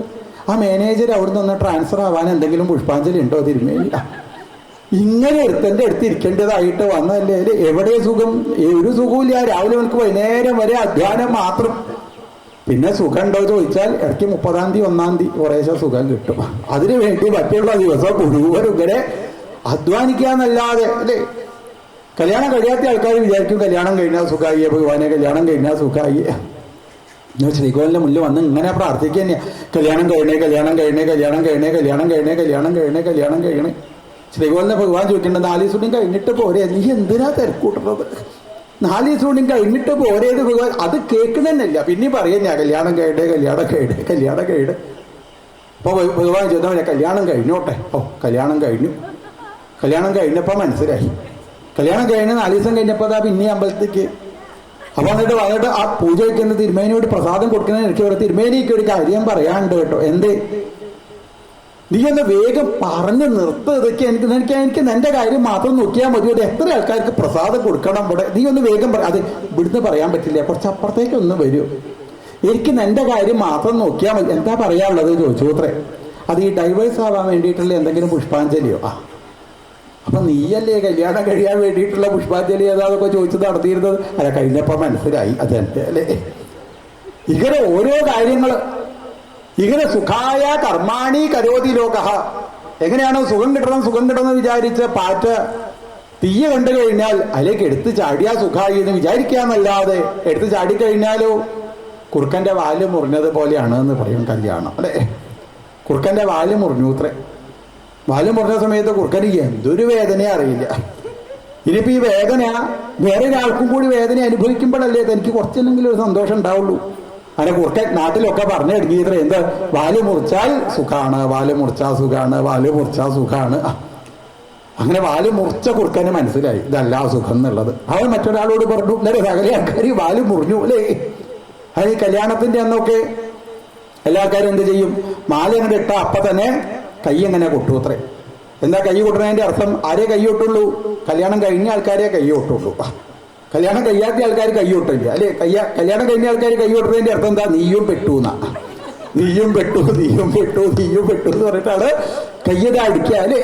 സുഖായ കർമാണി കരോതി ലോക നദീ സുഖം വാ അന്യത് ഉപാരമം വാ. ഈ ലോകത്തുനിന്ന് ഒരിക്കലും നമുക്ക് സുഖത കിട്ടണില്ല, ദുഃഖം മാത്രമേ ഏതാ ഉണ്ടാവുന്നുള്ളൂ. എന്താ അതിനുള്ള കാരണം? സുഖം കിട്ടണം വെച്ചാൽ എന്ത് വേണം? സുഖസ്വരൂപിയായിരിക്കുന്ന ആ ഭഗവാന്റെ അടുത്താണ് ഇതാ എത്തിച്ചേരേണ്ടത്. ആ ഭഗവാന്റെ കഥകളുടെ മുന്നിൽ എത്തിച്ചേരുന്ന സമയത്ത് മാത്രമേ നമുക്കിതാ ജീവിതത്തില് സുഖം ഉണ്ടാവുന്നുള്ളൂ. അതുകൊണ്ട് ആ ശ്രീകൃഷ്ണ ഭഗവാന്റെ കഥകളെ നമ്മൾ കേൾക്കാൻ വേണ്ടിയിട്ട് ഇതാ ശ്രമിക്കേണ്ടതാണ്. അതൃപ്നുമക്ഷുല്ല സുഖാവഹാനം തേഷാമൃതേ കൃഷ്ണകഥാമൃതൗഖാൽ. കൃഷ്ണകഥാമൃതൗഖാത് ശ്രീകൃഷ്ണ ഭഗവാന്റെ കഥയാകുന്ന അമൃതിനെ കാതിലൂടെ യക്കർണനാടിം. ഏതൊരാളുടെ കാതിലൂടെയാണോ ഭഗവാന്റെ കഥകളെ കേൾക്കാനായിട്ട് സാധിക്കുന്നത്, അപ്പോ മാത്രമാണ് അവർക്ക് ജീവിതത്തില് സുഖം ഉണ്ടാവുന്നത്. എന്തിനാ സുഖം എന്ന് പറയുക അല്ലെ? നമ്മൾ ഇടയ്ക്കിടയ്ക്ക് പറയാറുണ്ടല്ലോ സുഖാണ്, ഇടയ്ക്ക് പറയാറുണ്ട് ദുഃഖാണ് എന്നുള്ളത് അല്ലെ. എന്തിനാ സുഖം എന്ന് പറയാ? അനുകൂല വേദനീയം സുഖം. ഒക്കെ അനുകൂലമായി കഴിഞ്ഞാൽ സുഖമായി, പ്രതികൂലമായി കഴിഞ്ഞാലോ ദുഃഖമായിട്ട് താ മാറി അല്ലെ. വീടുണ്ടായതുകൊണ്ട് സുഖാവില്ല. എന്ത് വേണം? വീട്ടില് എത്തിച്ചേരുന്ന സമയത്ത് സുഖത ഉണ്ടാവണം. ഇങ്ങനെ ജോലി കിട്ടിയതുകൊണ്ട് സുഖാവണില്ല. അനുകൂലമായി കഴിഞ്ഞാൽ അത് സുഖമായിട്ട് ഇതാ മാറി അല്ലെ. അനുകൂലമല്ല വെച്ചാലോ ഒക്കെ ദുഃഖമായിട്ട് ഇതാ മാറണം. ഇങ്ങനെ സുഖം കിട്ടണമെന്നുണ്ടെച്ചാൽ, ജീവിതത്തിൽ സുഖം ഉണ്ടാവണമെന്നുണ്ടെച്ചാൽ സാക്ഷാൽ ഭഗവാന്റെ അതിമനോഹരമായിരിക്കുന്ന കഥകളെ തന്റെ കാതിലൂടെ നന്നായിട്ട് ഇതാ കേൾക്കാൻ വേണ്ടിയിട്ട് ഇതാ ശ്രമിക്കേണ്ടതാണ്. അപ്പോ മാത്രമേ ജീവിതത്തില് സുഖം ഉണ്ടാവുന്നുള്ളൂ. ഭവപ്രദാം ഗേഹരതിം ചിനത്തി. അതുകൊണ്ട് എന്ത് വേണം? ഗേഹരതിം ചിനത്തി. നമുക്കിപ്പോ എന്തിനോടാ കൂടുതൽ ഇഷ്ടമുള്ളത്? ഇപ്പോ തന്റെ ദേഹത്തിനോടും തന്റെ ഗേഹത്തിനോടുമാണ് ഇതാ ഇഷ്ടമുള്ളത്. ഒരു വീടുണ്ടാക്കി കഴിഞ്ഞാൽ പിന്നെ ഒക്കെ വീട്ടില് തന്റെ വീട്ടിൽ കൊണ്ടുപോയി വെക്കണേ. ചെറിയ വീടാറിട്ട് അല്ല, ലോകത്തുനിന്ന് കിട്ടുന്ന സകല സാധനം എന്റെ വീട്ടിൽ വെക്കണേ, എന്റെ വീട്ടിൽ വെക്കണേ. ഇവിടെ സ്ഥലമില്ല അപ്പൊ വീട്ടില്. എന്തൊക്കെ സാധനം അവിടുന്ന് കിട്ടിയത് കൊണ്ടുപോകും, അതിന്റെ അപ്പുറത്ത് കിട്ടിയതും അല്ലേ. ഗേഹരതിം ചിനത്തി. ആലോചിച്ച് നോക്കൂ, ഈ വീടിനെ വിട്ട് പിരിഞ്ഞ് പോണ്ട ആൾക്കാരല്ലേ നമ്മളൊക്കെ? ഇതിനെ മുഴുവനും വിട്ട് പിരിഞ്ഞ് പോണ്ട ആൾക്കാരല്ലേ? വീടാണോ നേരെയാക്കേണ്ടത്? വീട്ടിന്റെ ഉള്ളിലുള്ളതായിരിക്കുന്ന ആളെയാണോ നേരെയാക്കേണ്ടത് അല്ലേ? അവനവരാണ് ഇതാ നേരെയാവേണ്ടത് എന്ന് പറയും. ഏതാ വീട്? ഈ ശരീരത്തിനെയാണ് വീട് എന്ന് പറയുന്നത് അല്ലേ. ആ ശരീരത്തിനെ ഇങ്ങനെ നേരെയാക്കിയത് കൊണ്ട് കാര്യമായില്ല. ശരീരത്തിന്റെ ഉള്ളിലിരിക്കുന്നതായ ജീവന് വേണ്ട കാര്യങ്ങളാണ് ചെയ്തു കൊടുക്കേണ്ടത്, അല്ലെ? ആ ജീവന് വേണ്ട, ആ ജീവനാണ് ഞാൻ എന്നുള്ള ബോധത ഉണ്ടാവണം. ജീവന് വേണ്ട പ്രവൃത്തിയാണ്, ജീവന് വേണ്ടതായിരിക്കുന്ന പോഷണത്തിനെ കൊടുക്കുന്ന പ്രവൃത്തിയാണ് ഈശ്വരോപാസന. ആ ഈശ്വരോപാസനയെ എത്രത്തോളം ചെയ്യാനായിട്ട് സാധിക്കുമോ അതാണ് ഇതാ ചെയ്യേണ്ടത്. അല്ലാതെ ഇങ്ങനെ വീട് കേമാക്കിയതുകൊണ്ട് കാര്യമുണ്ടോ? അല്ലെ? ഇപ്പൊ നമ്മൾ എന്താ ചെയ്യണത്? തന്റെ കയ്യിന് വേദന വരുമ്പോ, കാലിന് വേദന വരുമ്പോ, മുക്കിന് വേദന വരുമ്പോ, കാതിന് വേദന വരുന്ന സമയത്ത് എന്തൊരു പേടിയാന്നാ വിചാരിച്ചത്? ഇതൊക്കെ എപ്പോഴേ ഉള്ളൂ. ഈ കാതും മൂക്കും ശരീരമൊക്കെ എപ്പോഴേ ഉള്ളൂ. അതിന്റെ ഉള്ളിലിരിക്കുന്ന ആള്, ആ ജീവാത്മാവ് അതിന്റെ ഉള്ളില് ഇരിക്കുന്ന സമയത്ത് മാത്രമേ ഉള്ളൂ. അയാൾക്കിരിക്കാൻ വേണ്ടിയിട്ടല്ലേ വീടുണ്ടാക്കണത്, അല്ലേ? അപ്പൊ വീടിനെ മോടി പിടിപ്പിക്കല്ല വേണ്ടത്. വീടിന്റെ ഉള്ളിലുള്ളതായിരിക്കുന്ന ആ ജീവാത്മാവിനെ, സാക്ഷാൽ ഭഗവാനെ അറിയാൻ വേണ്ടിയിട്ട് ഇതാ ശ്രമിക്കൂ. ആ ഭഗവാനാണ് ഇതാ ഞാൻ. സുഖം അസ്യ ആത്മനഹ രൂപം എന്ന് പറയും. എവിടെയാ സുഖം ഇരിക്കുന്നത്? അസ്യ ആത്മനഹ, തന്റെ ആത്മാവിലാണ്, തന്നെ ഉള്ളിലാണ് ഇതാ സുഖം ഇരിക്കുന്നത്. തന്റെ ഉള്ളിലുള്ളതായിരിക്കുന്ന ആ ഭഗവാൻ അറിയാതെ നമ്മൾ എന്ത് ചെയ്യണു? ദൂരത്തേക്ക് ഇതാ യാത്രയാവണു. ഹൃദയസ്ഥോപി അതിദൂരസ്ഥ, തന്റെ ഹൃദയത്തിലിരിക്കുന്ന ഭഗവാൻ അറിയാതെ ആ ഭഗവാൻ എത്രയോ ദൂരത്താണ് എന്ന് വിചാരിച്ച് ഓടി നടക്കുകയാണ്. എന്നിൽ നിന്ന് എന്നിലേക്കുള്ള ദൂരം, ഗുരുവായൂരിലേക്കുള്ള ദൂരത്തിന് ഓർത്ത് ഇങ്ങനെ പ്രയാസപ്പെടുക അത്ര. ഗുരുവായൂരിലേക്കുള്ള ദൂരത്തിന് ഓർത്ത് പ്രയാസപ്പെടേണ്ട കാര്യമില്ല. അത് എത്രത്തോളം ഉള്ളൂ ദൂരം? എന്നിൽ നിന്ന് എന്നിലേക്കുള്ള ദൂരം എത്ര കുറവാണ് എന്ന് ആലോചിക്കുക, അല്ലെ? അത്രയേ ഉള്ളൂ ഭഗവാനിലേക്കുള്ള ദൂരം. തന്റെ ഉള്ളിലാണ് ഭഗവാൻ ഇരിക്കുന്നത് എന്ന് ആരും ഇത് ആലോചിക്കണില്ല. സുഖം അസ്യ ആത്മനഹ, തന്റെ ഉള്ളിലാണ് സ്വസ്വരൂപാനുസന്ധിതം. എന്താണ് തന്റെ സ്വരൂപം? അത് സാക്ഷാൽ ഭഗവാനാണ്, ഈശ്വരനാണ് എന്നുള്ളതായ ബോധത ഉണ്ടാവേണ്ടതാണ്. അതിനോ ഭഗവാന്റെ ആ കഥകളെ കേൾക്കാൻ വേണ്ടിയിട്ട് ശ്രമിക്കൂ. യതിരഗ്രഹീതോന്നു ഹരേ കഥായാം, ഭഗവാന്റെ കഥകളെ തന്നെ കേട്ട് ഗേഹരതിം ചിനത്തി, ഗേഹത്തിലേക്കുള്ളതായ ആ ശ്രദ്ധയെ മുഴുവനും കുറച്ചുകൊണ്ട് ഭഗവാനിലേക്ക് ശ്രദ്ധ വരാൻ വേണ്ടിയിട്ട് ശ്രമിക്കേണ്ടതാണ്. ഹരേ പദാനുസ്മൃതി നിർവൃതസ്യ സമസ്ത ദുഃഖാത്യയമാശുധത്തെ.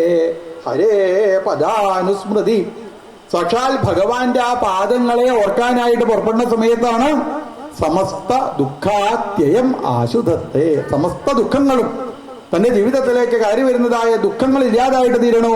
ഭഗവാന്റെ പാദങ്ങളെ ആശ്രയിച്ചാലും മതി, അല്ലെ? കൃഷ്ണപാദാരവിന്ദങ്ങളെ ആശ്രയിക്കുന്നതോട് കൂടിയിട്ടാണ് ദുഃഖം നമ്മളിൽ നിന്ന് ഇല്ലാതായിട്ട് തീരുന്നത്, അല്ലെ? ദുഃഖം ഇല്ലാതാവണെച്ചാൽ ഭഗവാന്റെ പാദങ്ങളെ ആശ്രയിക്കൂ. മത്സ്യം പിടിക്കുന്ന ആൾക്കാരൊക്കെ കണ്ടുണ്ടാവും, അല്ലെ?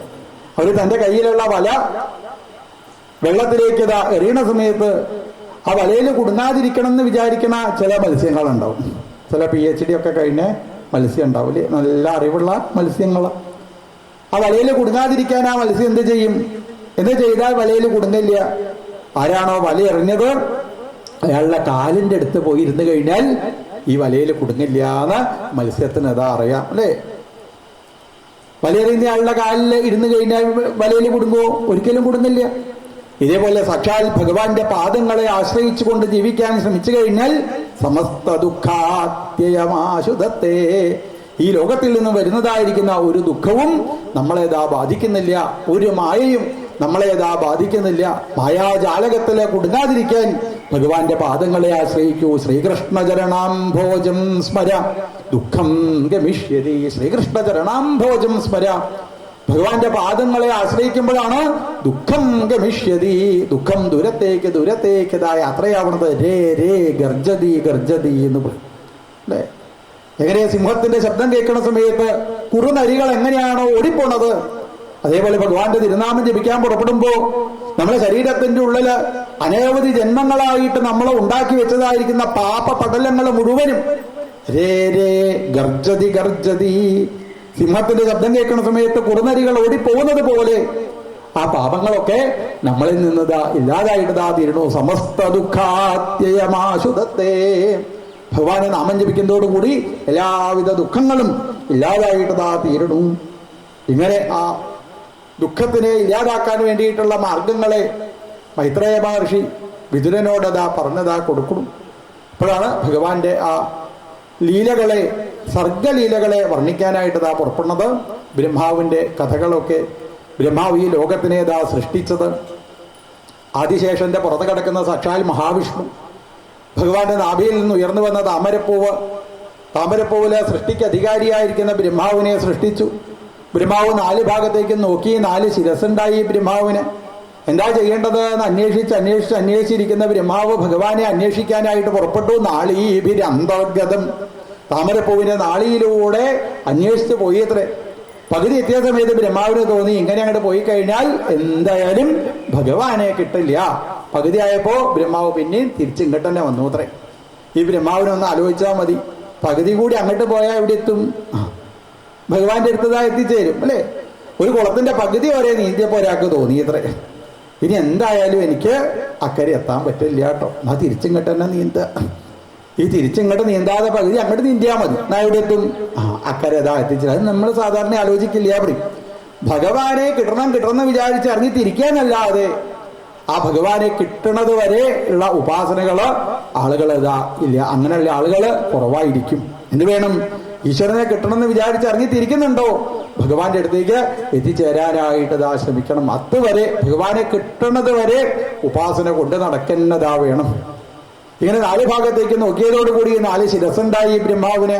തപതപേത്യാലം ഹി വൈഹായസിം വാണി, വിഹായസിൽ നിന്ന് തപസ് ചെയ്യാണ് വേണ്ടത്. 16ാമത്തെയും 21ാമത്തെയും അക്ഷരം കേട്ടു. ഏതാ 16ാമത്തെ അക്ഷരം, ഏതാ 21ാമത്തെ അക്ഷരം? അക്ഷരം പഠിച്ച ആൾക്കാർക്കൊക്കെ ഓർമ്മ ഉണ്ടാവും. LKG UKG ഒക്കെ ഇരുന്ന് അല്ലെ. ഏതാണ്? താന്നും പാന്നും. തപസ് ചെയ്യാണ് വേണ്ടത്. അങ്ങനെ ഭഗവാനെ അന്വേഷിച്ചു. ആ ഭഗവത് ലോകത്തിനെ, വൈകുണ്ഠ ലോകത്തിനെ ബ്രഹ്മാവിനെ കാണാൻ സാധിച്ചു. ബ്രഹ്മാവ് വൈകുണ്ഠ ലോകത്തിൽ എത്തിച്ചേർന്നു. അനന്തന്റെ പുറത്തുനിന്ന് സാക്ഷാൽ ഭഗവാൻ താഴത്തേക്ക് ഇറങ്ങി ബ്രഹ്മാവിനെ കരേസ്പൃശൻ, കൈ കൊടുത്തു. പരമമായിരിക്കുന്ന ജ്ഞാനം ഭഗവാനിൽ നിന്ന് ബ്രഹ്മാവിലേക്ക് ഇതാ എത്തിച്ചേർന്നു.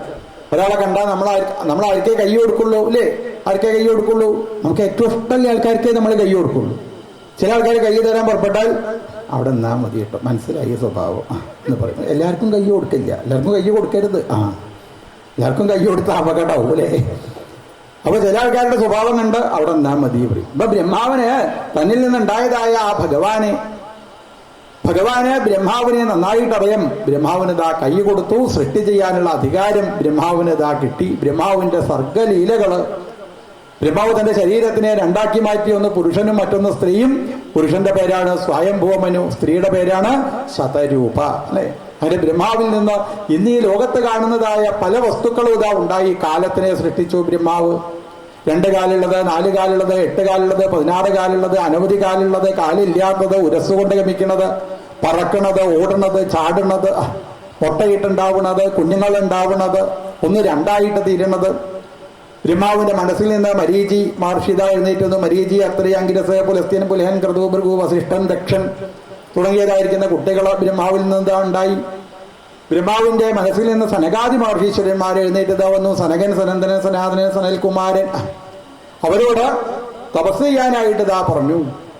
അവരോട് പറഞ്ഞു, ഭഗവാനോട് സൃഷ്ടിക്കാനായിട്ട് ഇതാ പറഞ്ഞു. അവർ പറഞ്ഞു, ഞങ്ങൾക്ക് ഈ വിവാഹ ജീവിതത്തിലൊക്കെ അത്രയേ താല്പര്യമുള്ളൂ. ബ്രഹ്മാവിന് ആദ്യം ഉണ്ടായ കുട്ടികളാണ് സനകാദികൾ. ആ സനകാദികൾ എന്നെ അച്ഛൻ പറഞ്ഞത് കേട്ടില്ല. പിന്നെയുണ്ടോ ഇപ്പൊ നമുക്കുണ്ടാവുന്ന കുട്ടികളൊക്കെ നമ്മൾ പറയുന്നത് കുട്ടികൾ കേൾക്കുക. ആദ്യം ഉണ്ടായ കുട്ടികൾക്ക് തന്നെ ഒന്നും കേട്ടില്ല അത്രേ. ഇപ്പൊ ബ്രഹ്മാവിന് ദേഷ്യം വന്നു. ബ്രഹ്മാവിന്റെ ദേഷ്യത്തിൽ നിന്നാണ് ക്രോധം ഉണ്ടായിട്ടതാ വന്നത്. അതിൽ നിന്ന് സാക്ഷാൽ ഭഗവാൻ രുദ്രോദികില രുദ്രനാമചകാര, കരഞ്ഞുകൊണ്ടതാ വന്നു. അതുകൊണ്ട് ആ ഉണ്ണിക്ക് രുദ്രൻ എന്ന പേരിതാ കിട്ടി. മാത്രമല്ല 11 രുദ്രാണിമാരെ കൊടുത്തു. അങ്ങനെ 11 ശരീരത കൊടുത്തു. അങ്ങനെ ആ രുദ്രന്റെ സൃഷ്ടിയൊക്കെ ഒന്ന് കാണട്ടെ എന്ന് വിചാരിച്ച് പോയി നോക്കിയപ്പോ രുദ്രാഭിസൃഷ്ട ഭയദാകൃത രുദ്രസംഘ സമ്പൂര്യമാന ഭുവനത്രയ ഭീതചേത, 3 ലോകത്തിനെയും പേടിപ്പെടുത്തുന്ന രീതിയിലുള്ള പ്രേതങ്ങള്, ഭൂതങ്ങളെയൊക്കെ കണ്ടപ്പോ മാമാ സൃജ, ഉണ്ണി സൃഷ്ടിയൊക്കെ നിർത്താൻ പറഞ്ഞു അത്രേ. അപ്പൊ രുദ്രൻ സൃഷ്ടിയൊക്കെ നിർത്തി തപസ് ചെയ്യാനായിട്ട് പോയി. ശിവശിവോ ഭൂൽ, സാക്ഷാൽ മഹാദേവനായിട്ട് ഇതാ മാറി. പിന്നീടാണ് ബ്രഹ്മാവ് ലോകത്തുള്ള വെള്ളം മുഴുവനും ഒന്നിച്ചെടുത്ത് കുടിച്ചത് അത്രേ. ഒന്നിച്ച് വെള്ളത്തിനൊക്കെ ആഗമിച്ചതുകൊണ്ടാണോ അറിയില്ല, മൂക്കിൻ്റെ ഉള്ളിൽ നിന്ന് എന്തോ ഒരു കിരികിരിപ്പ്, ജലദോഷമാണോ എന്ന് തോന്നി അത്രേ ആദ്യം. അല്ല, ഒന്നിച്ച് തുമ്മിയപ്പെടാതെ എന്തോ ഒന്ന് പുറത്തേക്ക് ചാടി. ഒരു ചെറിയ മാംസകഷ്ണം. ഇത് മാംസകഷ്ണമൊന്നുമല്ല, അതങ്ങനെ വളർന്ന് വളർന്ന് വളർന്ന് ഒരു ആനയുടെ രൂപമായിട്ട് ഇതാ മാറി. മാത്രമല്ല അത് വലിയ ഒരു പർവ്വതാകാരമായിട്ട് ഇതാ മാറി. ഇത് പർവ്വതവും ആനയൊന്നും അല്ലല്ലോ, ഒരു വരാഹല്ലേ തോന്നിയത്രേ. എന്തൊരു വലിപ്പം അറിയില്ല. ബ്രഹ്മാവിന് തന്നെ അത്ഭുതമായി. എന്തോ മഹാഭാഗ്യം കൊണ്ട് ഇതെന്റെ മൂക്കിന്റെ പുറത്തേക്ക് വന്നിട്ടല്ലേ വലുതായത്. മൂക്കിന്റെ ഉള്ളിൽ നെറ്റാ വലുതായത് വെച്ചുള്ള സ്ഥിതി ആലോചിച്ച് നോക്കൂ. അപ്പൊ തന്നെ ബ്രഹ്മാവിന്റെ പ്രയാസമായി ഇത്രേ. അങ്ങനെ വരാഹസ്വരൂപിയായിരിക്കുന്ന ഭഗവാൻ കാരണജലത്തിലേക്ക് ഇറങ്ങിപ്പോയി. നമ്മളിതാ ഇപ്പോൾ താമസിക്കുന്നതായ ഭൂമിയെ തേറ്റയുടെ മുകളിലതാ ഉയർത്തിക്കൊണ്ടുവന്നതായ വരാഹാവതാരം. ആരാണോ വരാഹാവതാര കഥ കേൾക്കാതെ ഈ ലോകത്തുനിന്ന് യാത്രയാവുന്നത്? വിനാ നരേതരം.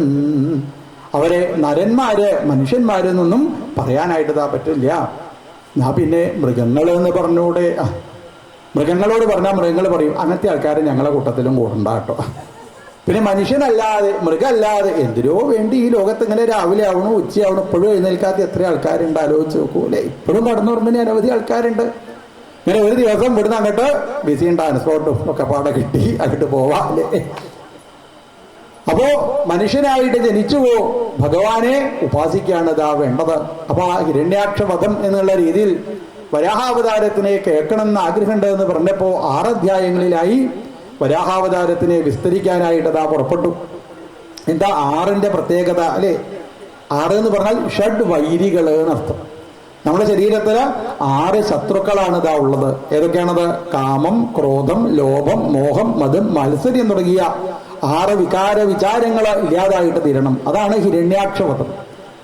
ഹിരണ്യാക്ഷം എന്ന് പറഞ്ഞാൽ കണ്ണ് എപ്പോഴും സ്വർണത്തിൽ മാത്രം വെച്ച് നടക്കുന്നയാളെയാണ് ഹിരണ്യാക്ഷൻ എന്നതാ പറയാ അല്ലെ. ആ ഹിരണ്യാക്ഷനെ ഇല്ലാതാക്കുന്നു. സനകാദി മഹർഷീശ്വരന്മാര് രൂപമില്ലാത്ത ഭഗവാനെ ഉപാസിക്കുന്ന ഇവര് ഭഗവാന് രൂപമുണ്ട് എന്ന് കേട്ടപ്പോ അവരങ്ങനെ നേരെ വൈകുണ്ഠ ലോകത്തിലൂടെതായ യാത്രയായി. വൈകുണ്ഠത്തിൽ എത്തിച്ചേർന്നു. അവര് വൈമാനികാസ്വലനാശ്ചരിതാനി യത്ര ഗായന്തി ലോകശമലക്ഷപണാനി ഭർത്തു അന്തർജലേന വികസൻ മധുമാധവീനാം ഗന്ധേന ഖണ്ഡിതധിയോപ്യനിലം ക്ഷിപന്ത വൈമാനികാസലനാശ്ചരിതാനി യത്ര വൈശ്രംഭകേ സുരസനേ നന്ദനേ പുഷ്പഭദ്രകേ.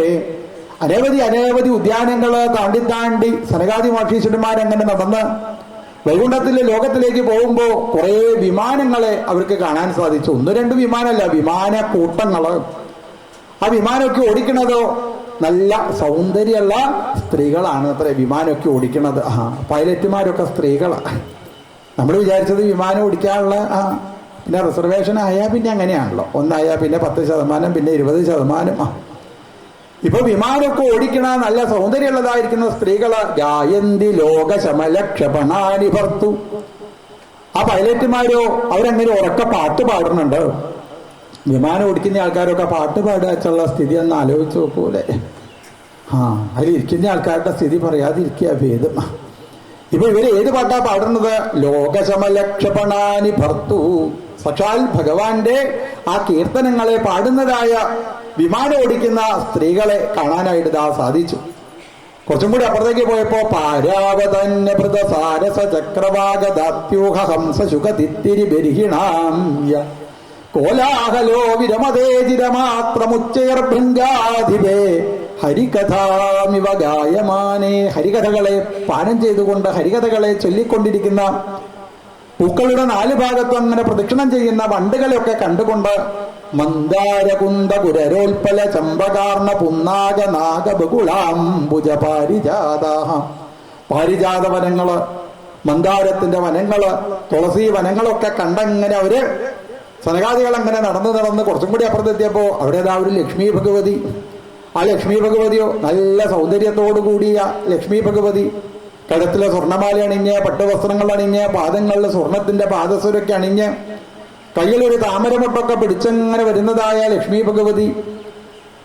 കുറച്ചും കൂടി അപ്പുറത്ത് പോയ സമയത്ത് ഒരു സരസിലേക്ക് തന്നെ തന്റെ ആ മുഖത്തിനെ നോക്കിക്കൊണ്ടിരിക്കുന്ന ആ ലക്ഷ്മി ഭഗവതിയെ അവർക്ക് ഇതാ കാണാനായിട്ട് ഇതാ സാധിച്ചു. ശ്രീരൂപിണി കൊടയതി ചരണാരവിന്ദം.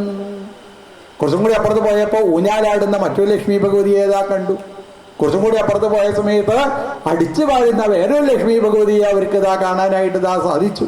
അവരങ്ങനെ പടി 6 കടന്ന് വൈകുണ്ഠ ലോകത്തിന്റെ അടുത്തെത്തിയപ്പോ 2 ആൾക്കാര് ജയവിജയന്മാര് തന്റെ കയ്യിലുള്ള വടികൊണ്ട് ഈ സനകാദികളെ തടഞ്ഞൂത്രേ. അവർക്ക് വല്ലാത്ത വിഷമം തോന്നി. ഭഗവാനെ കാണാൻ വരുന്ന ആൾക്കാർക്ക് വേണ്ട സൗകര്യം ചെയ്യേണ്ടവർ ഇങ്ങനെ തടഞ്ഞാലോ? അവരവിടെ ഇരുന്ന് പറഞ്ഞു, നിങ്ങള് ആ ഭൂമിയിൽ പോയിട്ട് ഇതാ ജനിക്കട്ടെ. ഭഗവാനും മനസ്സിലായി തന്നെ കാണാൻ വേണ്ടി സനകാദികൾ എത്തിച്ചേർന്നുണ്ട്. അങ്ങനെ ശ്രീകൃഷ്ണ ഭഗവാൻ അനന്തര പുറത്തുനിന്ന് താഴത്തേക്ക് ഇറങ്ങി ഇപ്പൊ സനകാദികളുടെ അടുത്തതാ എത്തിച്ചേർന്നു. സനകാദികൾക്ക് അതിമനോഹര സ്വരൂപത്തിൽ അങ്ങനെ മുന്നിൽ നിൽക്കുന്ന ഭഗവാനെ നന്നായിട്ട് ഇതാ കാണാൻ സാധിക്കണോ. പീതാംശുകേ പൃഥുനിതംബിനി വിസ്ഫുരന്ത്യ കാഞ്ചാളിഭിർവിരുദയാ വനമാലയാച വൽഗു പ്രഗോഷ്ഠവലയം വിനതാസുതാംസേ വിന്യസ്തഹസ്തമിതരേണ ധുനാനമബ്ജം. പീതാംബരപ്പെട്ടുടുത്ത് പാദങ്ങളിൽ സ്വർണത്തിന്റെ പാദസരമൊക്കെ ധരിച്ച് ഇടത്തെ കയ്യ് തന്റെ ഇടതുഭാഗത്ത് നിൽക്കുന്ന ആ ഗരുഡന്റെ കഴുത്തിലേക്ക് എടുത്തിട്ട് വലത്തെ കയ്യില് നല്ലൊരു താമരപ്പൂവൊക്കെ ചുഴറ്റിക്കൊണ്ട് നിൽക്കുന്ന വനമാല അണിഞ്ഞുകൊണ്ടിരിക്കുന്ന സാക്ഷാൽ ഭഗവാനെ മഹാവിഷ്ണുവിനെ അതിമനോഹരമായി പുഞ്ചിരിച്ച് ഉയർന്ന നാസികയോടുകൂടി വാലിട്ട് തൃക്കണ്ണ് എഴുതി ഗോപിക്കുറി ചാർത്തി കാതിൽ മകരകുണ്ടലങ്ങൾ അണിഞ്ഞ് സ്വർണത്തിന്റെ കിരീടം ചാർത്തി 5 തരത്തിലുള്ള പൂക്കളെ കൊണ്ട് നിർമ്മിച്ചതായ വനമാല കഴുത്തിലണിഞ്ഞ് ആ വനമാലയില് തുളസി കൊണ്ട് നിർമ്മിച്ചതായിരിക്കുന്ന ഭാഗം ഭഗവാന്റെ പാദം തൊട്ടങ്ങനെ നിൽക്കുന്നുണ്ട് അത്രേ. ഭഗവാന്റെ ആ അതിമനോഹര സ്വരൂപം കണ്ടതോടുകൂടി സനകാദി മഹർഷീശ്വരന്മാര് വേഗം ഭഗവാന്റെ പാദങ്ങളിലേക്ക് വീണതാ നമസ്കരിച്ചു. ആ പാദത്തിൽ തട്ടിക്കിടക്കുന്ന തുളസിയുടെ മണം ഇപ്പോ സനകാദികളുടെ മൂക്കിന്റെ ഉള്ളിൽ കൂടെ ഉള്ളിലേക്ക് എത്തിച്ചേർന്നപ്പോ അക്ഷരജുഷാമഭിചിത്ത തന്നു ഗോപശ്രീകൾക്കതാ ആ സനകാദി മഹർഷീശ്വരന്മാർക്ക് മനസ്സിലായി അക്ഷരജുഷാമഭിചിത്ത തന്നു. രൂപമില്ലാത്ത ഭഗവാൻ രൂപം എടുത്തു എന്ന് പറഞ്ഞാലും അല്ലേ, ഒരു പന്തത്തിരുന്ന് വിളക്ക് കൊളുത്തി കഴിഞ്ഞാൽ പന്തത്തിന് എന്തെങ്കിലും സംഭവിക്കുന്നുണ്ടോ, വിളക്കിന് എന്തെങ്കിലും സംഭവിക്കുന്നുണ്ടോ? ഇതേപോലെ രൂപമില്ലാത്ത ഭഗവാൻ രൂപമെടുത്തു കഴിഞ്ഞാലും ആ സർവ്വ ചൈതന്യം തന്നെയാണ് എന്ന് സനകാദികൾക്ക് ഇതാ മനസ്സിലാക്കി കൊടുത്തു സാക്ഷാൽ ഭഗവാൻ. ഭഗവാൻ പറഞ്ഞു സനകാദികളോട്, എനിക്ക് നിങ്ങളോട് എത്രയാണോ സ്നേഹം അതേപോലെ തന്നെയാണ് ഈ ജയവിജയന്മാര്. എനിക്ക് ആരോടും യാതൊരു തരത്തിലുള്ള വ്യത്യാസവും ഇതായില്ല. അതുകൊണ്ട് അധിക കാലമൊന്നും ഇവരെ വിട്ട് പിരിഞ്ഞിരിക്കാൻ എനിക്കും പറ്റില്ല കേട്ടോ. അതുകൊണ്ട് 3 ജന്മാക്കി കുറയ്ക്കാൻ പറഞ്ഞു. ദേഷ്യഭാവത്തോട് കൂടിയിട്ട് എന്നതാ സ്തുതിച്ചാൽ മതി പറഞ്ഞു. അങ്ങനെയാണ് ആ ദിതിദേവിയുടെ ആശ്രമത്തിലേക്ക് കശ്യപ പ്രജാപതി സന്ധ്യാസമയത്ത് കയറി വന്നപ്പോ സന്ധ്യ ആണോ എന്ന് നോക്കാതെ വൃഷളീവ ഗതത്രപ വസ്ത്രത്തിലേക്ക് കയറി പിടിച്ചു അത്രേ. ഇപ്പൊ ചോദിച്ചു കശ്യപ പ്രജാപതി, എന്താ ദിതി സന്ധ്യാസമയത്ത് ചില കാര്യങ്ങൾ ചെയ്യാൻ പാടില്ല എന്ന് എനിക്കറിയില്ലേ? സന്ധ്യാസമയത്ത് കടന്നുറങ്ങാൻ പാടില്ല, സന്ധ്യാസമയത്ത് ആഹാരം കഴിക്കാൻ പാടില്ല, സന്ധ്യാസമയത്ത് പഠിക്കാൻ പാടില്ല. എന്തായാലും തിരുമേനി പറഞ്ഞത് നന്നായി, ആ സമയത്ത് ഇനി ഞാൻ പഠിക്കില്ല അല്ലേ. സന്ധ്യാസമയത്ത് ചീത്ത വികാര വിചാരങ്ങൾ മനസ്സിൽ വെച്ചതാ നടക്കാനായിട്ട് പാടില്ല. അതുകൊണ്ട് എന്റെ ഉദരത്തിലെ ലോക കണ്ടകന്മാരായിരിക്കുന്ന 2 ആൾക്കാരുണ്ടാവട്ടെ, അവരെ വധിക്കാൻ സാക്ഷാൽ ഭഗവാൻ 2 അവതാരം സ്വീകരിക്കട്ടെ. അപ്പൊ ദിതിദേവി ചോദിച്ചു, അങ്ങയും കൂടിയും പുത്രന്മാരല്ലേ എവിടേക്ക് ഇതാ വരുന്നത്? അതുകൊണ്ട് എനിക്ക് ശാപമോക്ഷം വേണമെന്ന് പറഞ്ഞപ്പോ പൗത്രസ്തവ ശ്രീലനാലും എന്റെ ഒരു പുത്രന്റെ പുത്രൻ ഭഗവത് ഭക്തനായിട്ട് തീരും. അങ്ങനെ പ്രഹ്ലാദനെ ഈ ഭൂമിയിലേക്ക് ഭഗവാൻ പറഞ്ഞയക്കണം. അങ്ങനെ ദിതിദേവിയുടെ ഉദരത്തിൽ വളർന്നു വന്നതായ ജയവിജയന്മാര് അവര് ഭൂമിയിൽ എത്തിക്കഴിഞ്ഞാൽ ഭൂമിയെ ഇല്ലാതെയാക്കുമെന്ന് വിചാരിച്ചു 100 കൊല്ലക്കാലാണ് ദിദേവി തന്റെ ഉദരത്തിൽ ആ കുട്ടികളെ വളർത്തി വെച്ചത്. എത്രയോ 10 മാസം ആകുമ്പോഴേക്ക് തന്നെ അമ്മമാർക്ക് എന്താ വേണ്ടത് നിശ്ചയമില്ല. 100 മാസത്തിന്റെ സ്ഥിതി ആലോചിച്ച് നോക്കൂലേ. 100 കൊല്ലം 100 കൊല്ലം കഴിഞ്ഞപ്പോ കുട്ടികൾ പുറത്തേക്ക് വന്നു എന്ന് മാത്രമല്ല 100 കൊല്ലത്തെ വളർച്ച ഒന്നിച്ച് ഭൂമിയിൽ നിന്നുണ്ടായി അത്രേ. അത് 2 പേരുടെയും കയ്യില് ഗതയൊക്കെ കൊടുത്തു. ഹിരണ്യാക്ഷൻ ലോകം മുഴുവനും ഉപദ്രവിച്ച് അവസാനം കടലിന്റെ തീരത്തെത്തി വരുണനോട് യുദ്ധം ചെയ്യാൻ പുറപ്പെട്ടു. വരുണൻ പറഞ്ഞു, അടി പിടി യുദ്ധം ഇതൊന്നും എനിക്ക് പരിപാടി ഇപ്പൊ ഇല്ലാട്ടൊക്കെ നിർത്തിവെച്ചതാണ് പറഞ്ഞു. അടിക്കാൻ പറ്റുന്ന ആരെങ്കിലും ഉണ്ടോ ചോദിച്ചു. നാരദ മഹർഷിയെ കണ്ടു. വേഗം നാരദ മഹർഷി പറഞ്ഞു, ഞാൻ അങ്ങനെ നാമം ജപിച്ച് നടക്കാന്നല്ല, അതെ എനിക്കിപ്പോ വേറെ പരിപാടിയൊന്നും ഇല്ല പറഞ്ഞു. അടിക്കാൻ പറ്റുന്ന ഒരാൾ അതുണ്ട്, കൈകൊണ്ട് അടിക്കാനും അറിയാം തലോടാനും അറിയാം. അങ്ങനത്തെ ഒരാളുണ്ട് ഇവിടെ. ആരാണ്? യഥാ മാം പ്രപദ്യന്തേ താം തഥൈവ സാക്ഷാൽ ഭഗവാൻ. അങ്ങനെയാണ് ആ വരാഹമൂർത്തിയായിരിക്കുന്ന ഭഗവാനോട് യുദ്ധം ചെയ്യാനായിട്ട് വരുന്നത്. വരാഹമൂർത്തി ആ ഹിരണ്യാക്ഷന് ഒരു അടി കൊടുക്കണു. അതിന് ഹിരണ്യാക്ഷൻ ചതുർഭുജാകാര സ്വരൂപനായിരിക്കുന്ന ഭഗവാനെ കണ്ട് ഈ ലോകത്തിൽ നിന്ന് യാത്രയാവുന്നതായ ഹിരണ്യാക്ഷവധം ചരിത്രം വർണ്ണിച്ചു. പിന്നീടാണ് കപിലാവതാരം, കപിലോപദേശമൊക്കെ വർണ്ണിച്ചു വരുന്നത്. ഒരു 5 മിനിറ്റ് ഇടവേള, അതിനുശേഷം നമുക്ക് ആ ഭാഗങ്ങളൊക്കെ അനുസ്മരിക്കാം. ഗോവിന്ദനാമ സങ്കീർത്തനം ഗോവിന്ദ ഗോവിന്ദ. ഹരേ രാമ രാമ രാമ ഹരേ ഹരേ, ഹരേ കൃഷ്ണ കൃഷ്ണ കൃഷ്ണ ഹരേ ഹരേ. പറന്നറക്കേണ്ടവർക്ക് പറന്നറക്കാം.